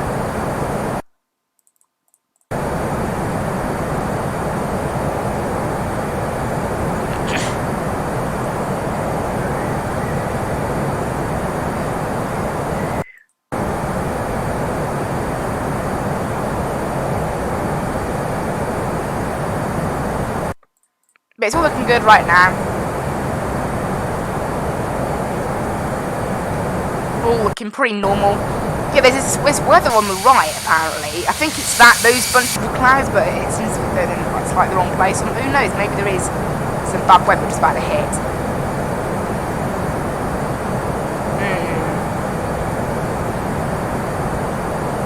No bad weather at the moment.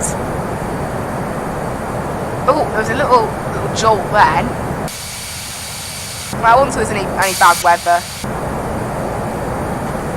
False alarm from the weather radar, I guess. Or maybe I should say that once we've passed it, just to make sure. Honestly, I won't put it past this plane.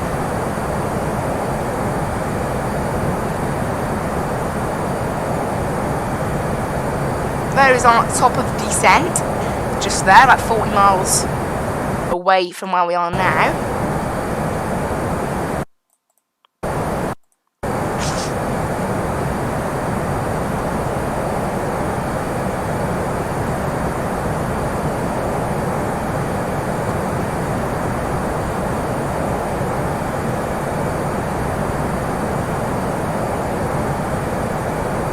In range of like a ton of other like controllers.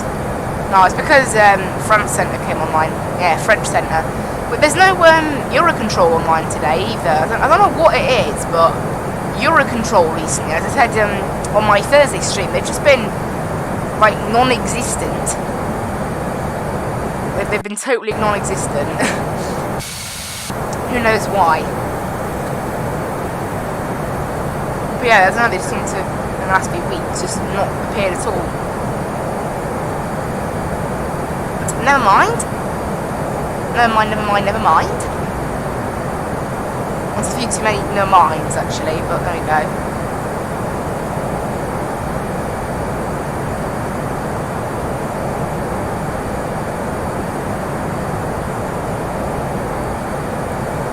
Right, so there's the Honolulu VO1. I'm going to make a left turn after that.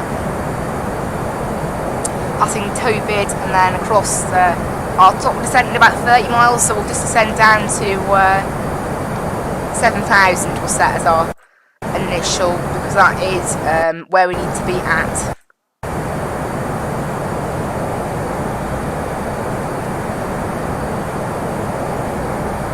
Minimum holding level, which is 7,000, it says it on the charts.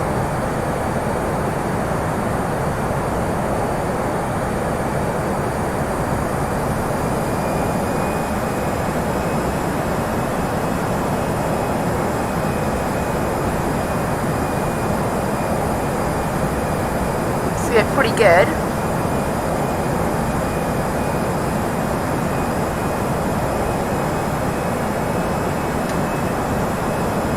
So we've got our charts up. I'll bring up the star chart first, actually, because that's where we are now, currently.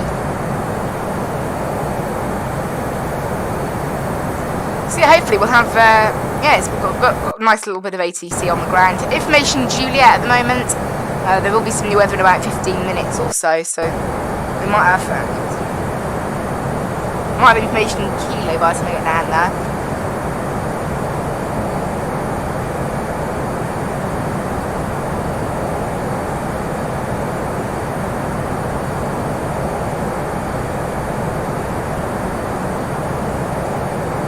Right, we're passing the Honolulu VOR, descending in about 20 miles now, so not long until it's time for our descent. Okay, there's the left turn. The Concorde's not in our area just yet. I'm not going to right click anymore for fear of the game crashing. That's my decision. I'd rather that didn't happen. So you can see there's our descent, look, flight level 150 by Soapit, and then we need to be down to 250 knots at Westcott. Yeah, all fine. We've got something else on our TCAS there, climbing up. It's American 233, 767 going from Heathrow to New York JFK. That's all fine.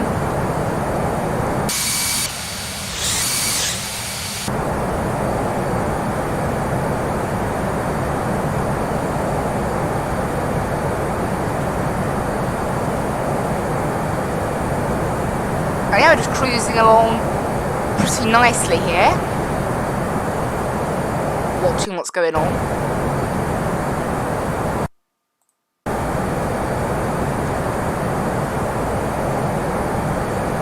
Oh, a little bit of red weather there. That's not the nicest. Hopefully that stays away from where we are. Right, once we land as well, we're probably going to vacate on Delta. November 6th actually will be quite nice.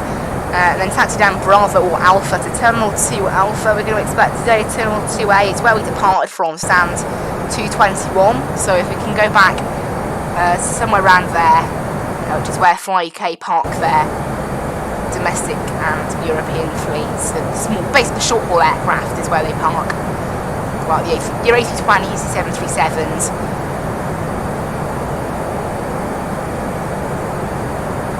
And if not, we'll take Terminal 2B, but I'd rather 2 Alpha. So preferably stands 216 to 226, somewhere in that region, basically. It depends on what the ATC are going to want to give us. There's 13 planes on the ground in Heathrow right now, so it's absolutely rammed. Closing on our descent now.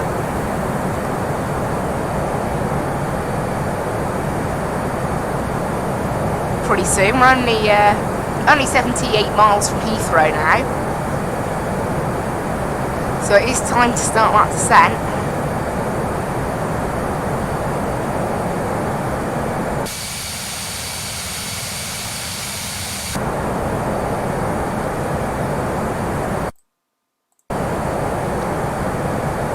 Heathrow's starting to empty out a little bit now as planes have started departing.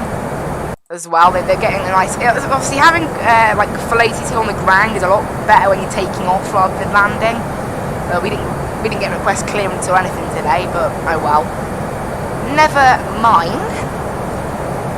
Right, we're coming up to our little descent mark. I've got nothing else actually approaching Heathrow right now. Everything's departing today. But there we go. Never mind. And yeah, we're going to be descending now. Once we pass the little marker.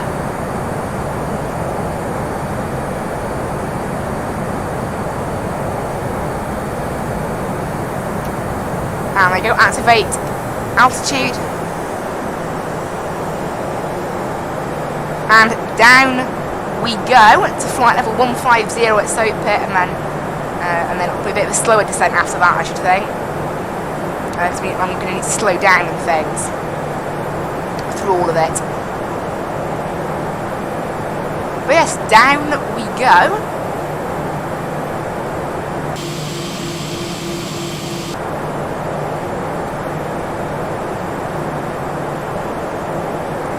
Yeah, 12 planes currently on the ground in Heathrow. Maybe about 11, because everything just keeps departing. It's getting quieter. And I'll give obviously we're not going to give Tower a call just yet. It'll be when we're established, probably. That either they will call us before then, or I will call them when we're established. I don't know if they've got any preference. Does it say on that? It just says voice 8 is on 128075, so there's no remarks in terms of the tower controller or the ground controller, so we're all fine. Nothing we need to be notified of there.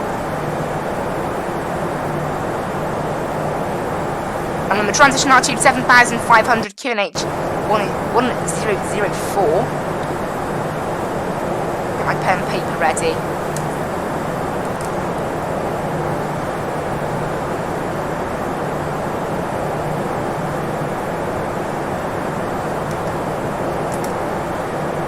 And we're using 27 left, and obviously I'll use that to write down taxi instructions should we need to. Right, there we go. There is 15,000 at SOPIT. This thing's going to want to slow down to 250 knots now. I'm pretty sure. It means to be at 7,000. This can go down to 20 nautical mile range now. And this thing is doing a little bit of a slow descent. We'll go ahead and turn on the seatbelt signs now as well. And this thing's going to want to slow down to 250 knots. Soonish, it should. I don't know what's taking it so long, actually. We're 6 miles out, plane. Meant to slow down.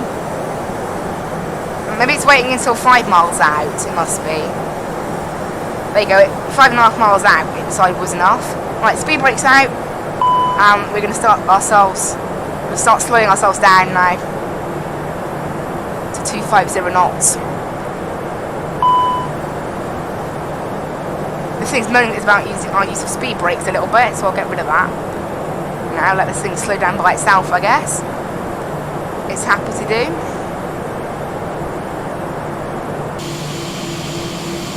I'm going to be at 7,000 at 11 miles from Bravo November, which is Bovingdon. And then 15 miles from Bovingdon, we need to be above 6,000. Perfect. Gonna make a left turn now. We've slowed down pretty good. I think it's pretty quick at slowing down, to be fair. The 777 had to slow down so early. And it didn't quite make it. It's a pretty difficult airplane to get slowed down. Speedbird 1 is showing up as... I haven't got model matching, that's a shame. Also, for some reason, Easy 15 Kilo is showing up as... Can anyone explain that? Easy 15 Kilo is showing up as a 737. Oh, that's because it is. What on earth? They're a bit old-fashioned. So unfortunately, I don't actually have model matching for the Concorde. I would have thought the model matching would come with a Concorde, no? I guess it doesn't. That's a shame. No matter.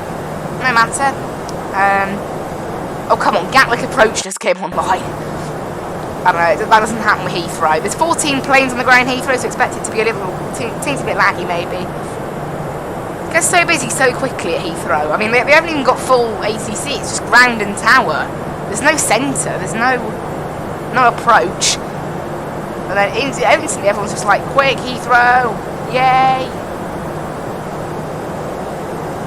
It's crazy.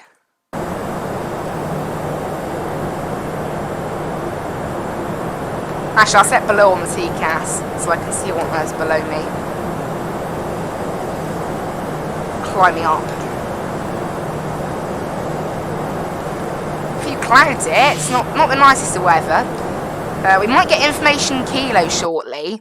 At the moment it is still information Juliet, but give it 10 minutes and we might get information Kilo. Have to watch that because it's what I'll inform the tower that I have. once it gets a contacting tower. We're not at that stage of the flight yet. We're still 40 miles out yet. Still a little bit far away. You can turn on the landing system now. And you can see there it's all been tuned. Being boxed around just a teeny bit. 27 left we're expecting.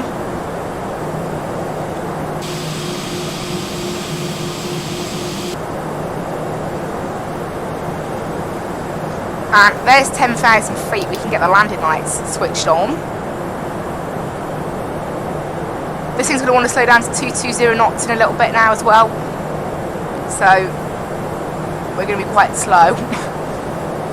That's expected, isn't it? It's pretty normal.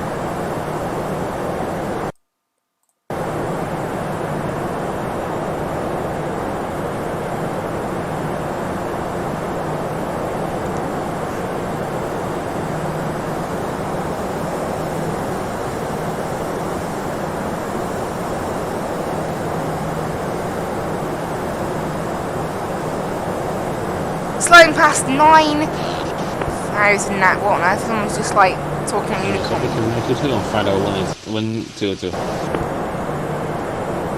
I'm not sure what airport they were reporting about there. Not Heathrow. There's actually nothing approaching Heathrow, surprisingly. Passing 9,000, we need to be at 7,000 and then proper slow down after that. This can go down to 10 nautical mile range now. To ensure I can see everything properly.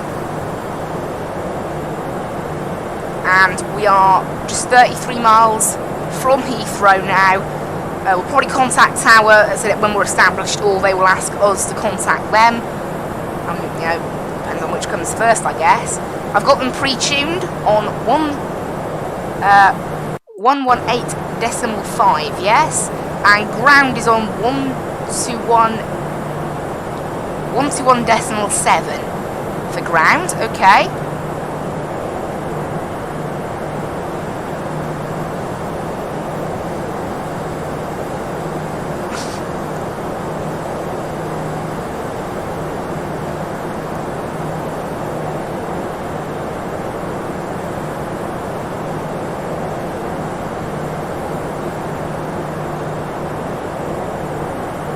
Right, heading down to 7,000 feet now. I'm going to set this lower now down to ILS altitude of 3,000 for now, we'll set. And I think, are we going down to 2,500? Yeah, so I'll set 2,500 then. If we get any lower and we haven't been able to establish ourselves. There's 7,500, QNH is set 1004. And we're at 7,000 because of that QNH change, so we'll have to hold here just for a little bit. We're slowing down now. I'm gonna leave the speed brakes actually because how it's all worked out. We're not gonna need to go flaps 1 just yet, but we will need to once we go max 180 knots in a bit. Just 26 miles from Heathrow now. Not far to run. Not far to go. And there are some planes about the place. There's a Cathay Pacific 922. At 8,000 feet departing from Heathrow, so we'll have to, yeah, there's plenty of planes in the area we might have to watch, but it's all looking good. We might be a bit London City traffic here. Speedbird 1 Alpha taxi into runway 27.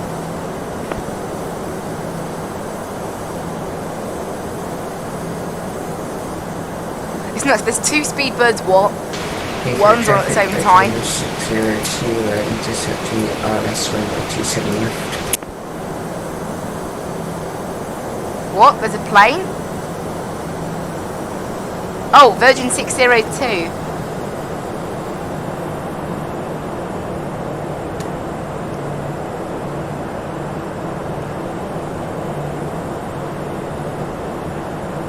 Heathrow traffic, Skyways 284, descending through 6,500 feet for the ILS 27 left. We're about 10 miles out from the very start of the ILS, Heathrow traffic.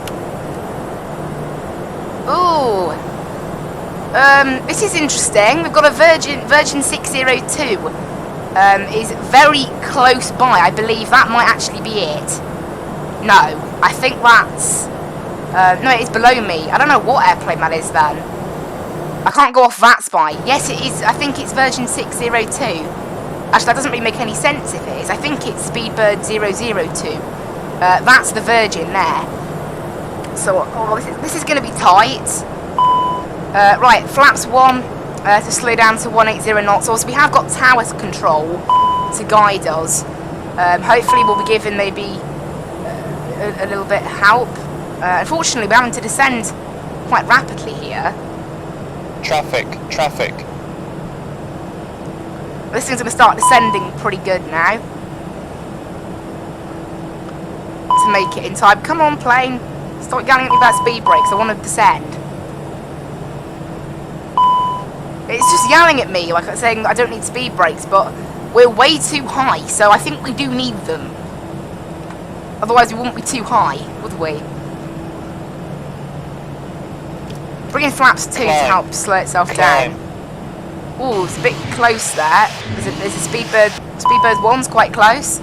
Speedbird 2 actually it is. Very, very close by. It looks like there's a bit of congestion heading into Heathrow here, so I have to watch. I'll set 170 knots. Descend now. And there you go, this thing can catch back up with its thing now. Right, I'm going to slow to 160 knots to try and go separate from this this Virgin plane. Right, going direct onto the ILS now. And yeah, this is going to be interesting, I think. City traffic, Speedbird 002, descending to 4,000 feet for the ILS runway 09 London City. Traffic of conflict. And through traffic, Mercury 602 just intercepted the ILS short runway 27 left.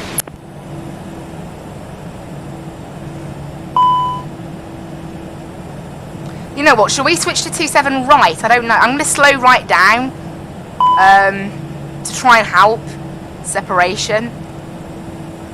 Heathrow traffic, Skyways 284. We're slowing just to 150 knots to try and maintain separation from Virgin 602. Can you possibly speed up a little bit? I'll try and go slow to maintain separation for Heathrow traffic. Okay, I'll keep the speed up Virgin 602. Because I'm like down to 140 knots here. I want to try and stay separate from the Virgin if we can. City traffic, the Virgin 602. It's an A350, so it is a heavy. Runway 27.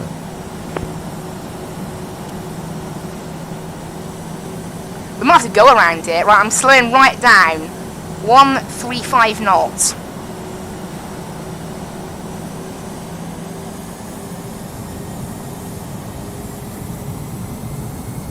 Because it's not that far away from us, so hopefully by going slowly, I'll be able to keep it okay.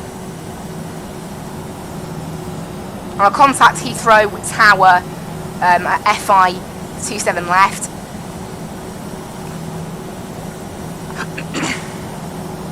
And we have information Juliet, I believe. I will just grab the ATIS quickly. It is information Kilo. Okay, Scarlet Guy, I'm 7 miles out, currently 180 knots, I'm going to just go to the tower now, and 6 miles getting before we reach 27 left. Okay, copy. We're currently doing 140 knots, so trying to stay as far back from me as possible for Skyways 284. Alright, appreciate it, thank you. Perfect. So it's now 5 miles apart, so we should hopefully be able to avoid a go-around if we can. That will be quite important. But yeah, hopefully, because we're doing 135 knots, we're allowing it to get quite far away from us. And we are on the glide slope and the localizer, so I'll contact Tower now. Speedbird 1 is fully ready for departure. 500. Speedbird 1, roger, there's 2 to land, and it'll be you.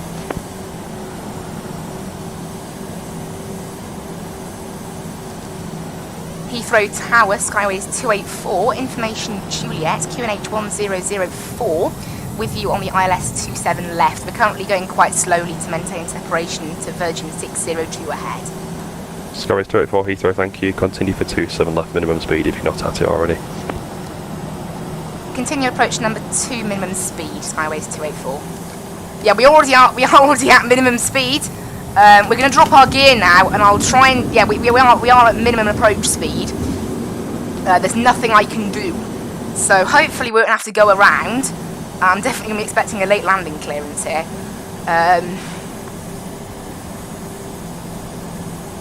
But yeah, hopefully, because it's 602, surface wind is 200 degrees, 12 knots, clear to land 27 left and expedite vacating. Clear to land 27 left and expedite vacating, I will do that. There you go, it's just been told to expedite its vacation off the runway. So, all pilot is out, we'll arm the spoilers now, we're all good for landing. I've just got to hope, we might end up going around here, you know. I have a feeling, given the current conditions. It's just about to touch down now, and I'm 5 miles out, so it's right on the edge of being what is considered safe. So, might be a bit close here. I see the runway. So you can see I'm still a little bit far out, so we'll just try and we'll have to maintain the very minimum speeds and hope that the Virgin 602 just piles on the brakes and 251, Unicom now 122.8. vacates quickly. Unicom 122.8, speedbird 251. Apparently we're slightly off to the left according to the localizer. Speedbird Concorde 1 behind the next landing Airbus A320, line up 27 left. Behind the other landing Airbus A320, line up at rate 27 left. Virgin 602, thanks for your help, left Alpha, ground 121.7. Ground 127 left here, Virgin 602. Skyways 284, clear to land 27 left, surface wind 200 degrees, 12 knots. Runway 27 left, clear to land, Skyways 284. Yay! Right, okay, we have been given landing clearance. There's a bit of a crosswind here by the looks of it. Only a minor one. I haven't got rudders, remember. 1,000. So every crosswind does actually have quite a large effect on me. I'm trying to use the rudder that I have on my yoke to the best of my ability. However, it's not the best of control surfaces, let's be honest. It looks as if the wind is actually calming down a little bit as we head lower. 27 left. There we go, there's the confirmation from RAS professional there that we are. Speedbird 15, hello, second right, hold November Bravo 2 Whiskey. 500. Hold November Bravo 2 Whiskey for Speedbird 15. And the Concorde's there lining up. Obviously it's not a Concorde in my sim, but oh well. The wind has calmed down a little bit now. We've got to this lower altitude, so we shouldn't be blown off the runway, hopefully. Seems it's raining a little bit, actually. 200. Minimum.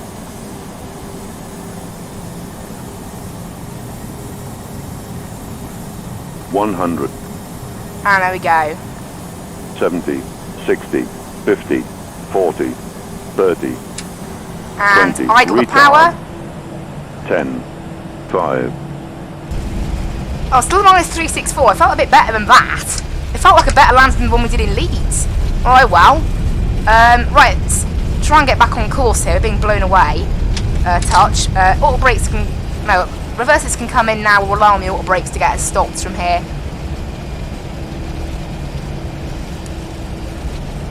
And we'll try and vacate here at Alpha 1. And there we go. We have... I'm going to stop the clock there. 44 minutes. Welcome to Heathrow. Are you going to Terminal 2? Yeah, we're going to Terminal 2. Skyways 284. Skyways 284, roger. Set squawk 4410, right turn Alpha, contact ground 121.7. Ground 121.7, set squawk 4410, and turn right on Alpha for Speedbird 284. Correct. No, Skyways, sorry. Speedbird 1, surface wind 200 degrees, 12 knots, clear takeoff 27 left. Clear takeoff 27 left, Speedbird 1. Speedbird 15, behind departing company Concorde, November Bravo 2 Whiskey, line up 27 left behind. Behind the departing company Concorde, line up right behind Speedbird 1.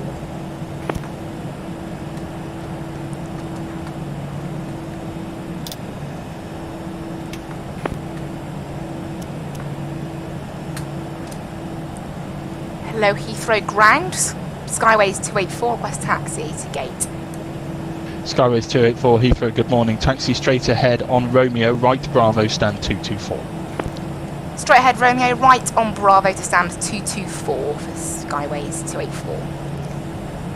Right, okay, stand 224 we've been given. Yeah, he's around this Vegas total. Turn down your mind. That hurts. Thank you. Easy 15 kilo. I am well aware. I do have a radar. I can see exactly what's going on. Hold position. The Virgin will be turning ahead of you. My word, some people with their mics. Okay. Yeah, we are down in London Heathrow. Managed to avoid a go around there. Just for Virgin 602, so I just basically doing the world's slowest approach there, I think. Taxi. Virgin 602. Sorry, that was unreadable. Say again.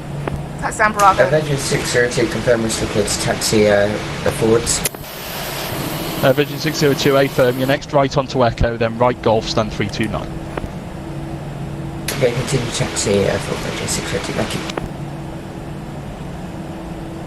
Excellent. Right, that was one of those things. Just a little bit chaotic coming into Heathrow there. So that's the downside of not having an approach controller. When you have tower and ground, it can be a little bit old, but never mind. We made it. We made it back to Heathrow. And we're going to taxi left to Stam's 224. 15 kilo, continue taxi Bravo, hold block. Which is very close to where we started our day at Stam's 221. Continue Bravo, hold lucky, easy 1. So there we go. That's nice. Heathrow ground, easy 4881, ready to taxi. Easy 4881, hold position. Right, Stam 224, so we're going to make a left turn up here.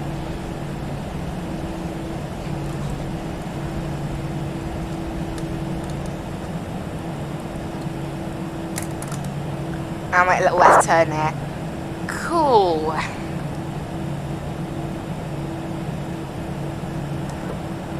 And there we go. On to the stand.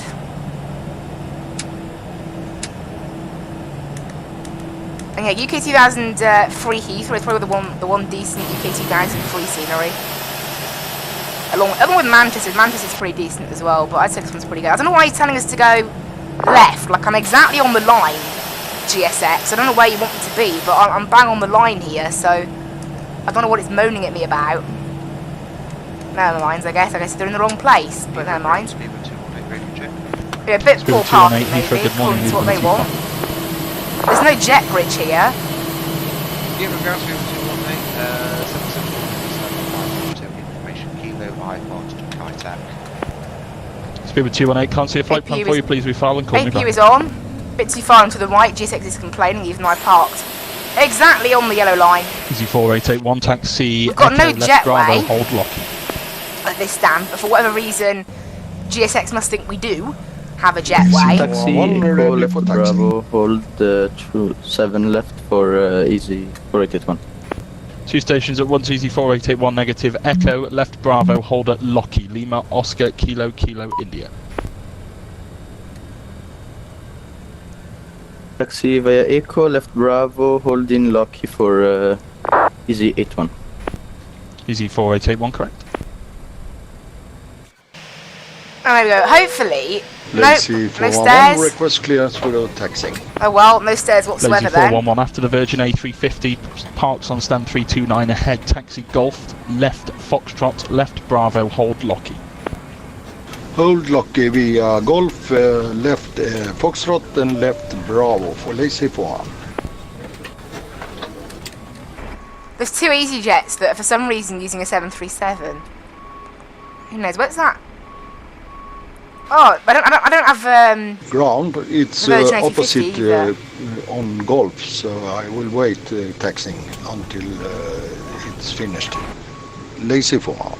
Lazy 411A firm. It was a conditional taxi clearance anyway, based on that A350 parking ahead of you. Roger that. Those 2 easy jets don't really know much. Oh well. Never mind. Cool. Right, everything's all finished then. We're all finished here in the plane. We can go ahead and turn off all our fuel pumps up here.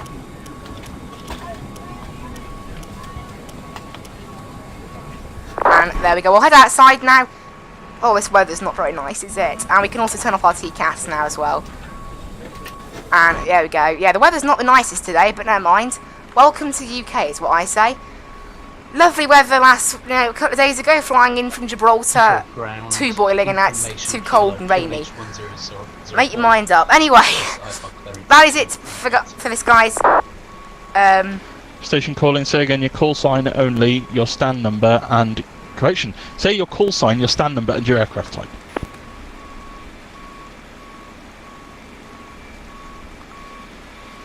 There's a 737 taxiing behind us there. That's meant to be an EasyJet 737, but obviously such a thing doesn't exist. We've also got another Station calling Heathrow Skyways. for clearance. Say your stand number, your call sign, and your aircraft type. Whatever. People are just like totally being ignored. Okay, that means we're all good. And we can go ahead and disconnect ourselves from the Vatsim network and stop recording the flight on Skytrack. 204 miles we flew, so we did do quite a bit more miles than planned today, but never mind. It's down to just, you know, that happens, doesn't it, really? So, there we go, this is it. All finished. We can go ahead and turn off. We can go ahead and get rid of the cargo doors now. And there we go, yeah, bit of fun flying today. We flew 187 miles on the first flight, and then we flew 204 on the second one, so not bad. Not bad at all. But anyway, that is it, guys. Thank you so much for watching and for tuning in. Today we've had, thank you for the 2 people who liked and 30 clicks on the video as well. Perfect. Anyway, that is it from me today. I hope you really enjoyed. I will see you in the next stream, which will be next Wednesday, 7 PM BST, the last VFR flying before we move on to doing Gatwick Midweek Madness. We're starting off our first Midweek Madness in a week Wednesday, so a week and a half from now, by going from Newcastle into Gatwick. Should have nice full ATC. But there we go. That is it from me. I hope you all really enjoyed. I will see you in the next stream. I will leave you with background music, and bye-bye!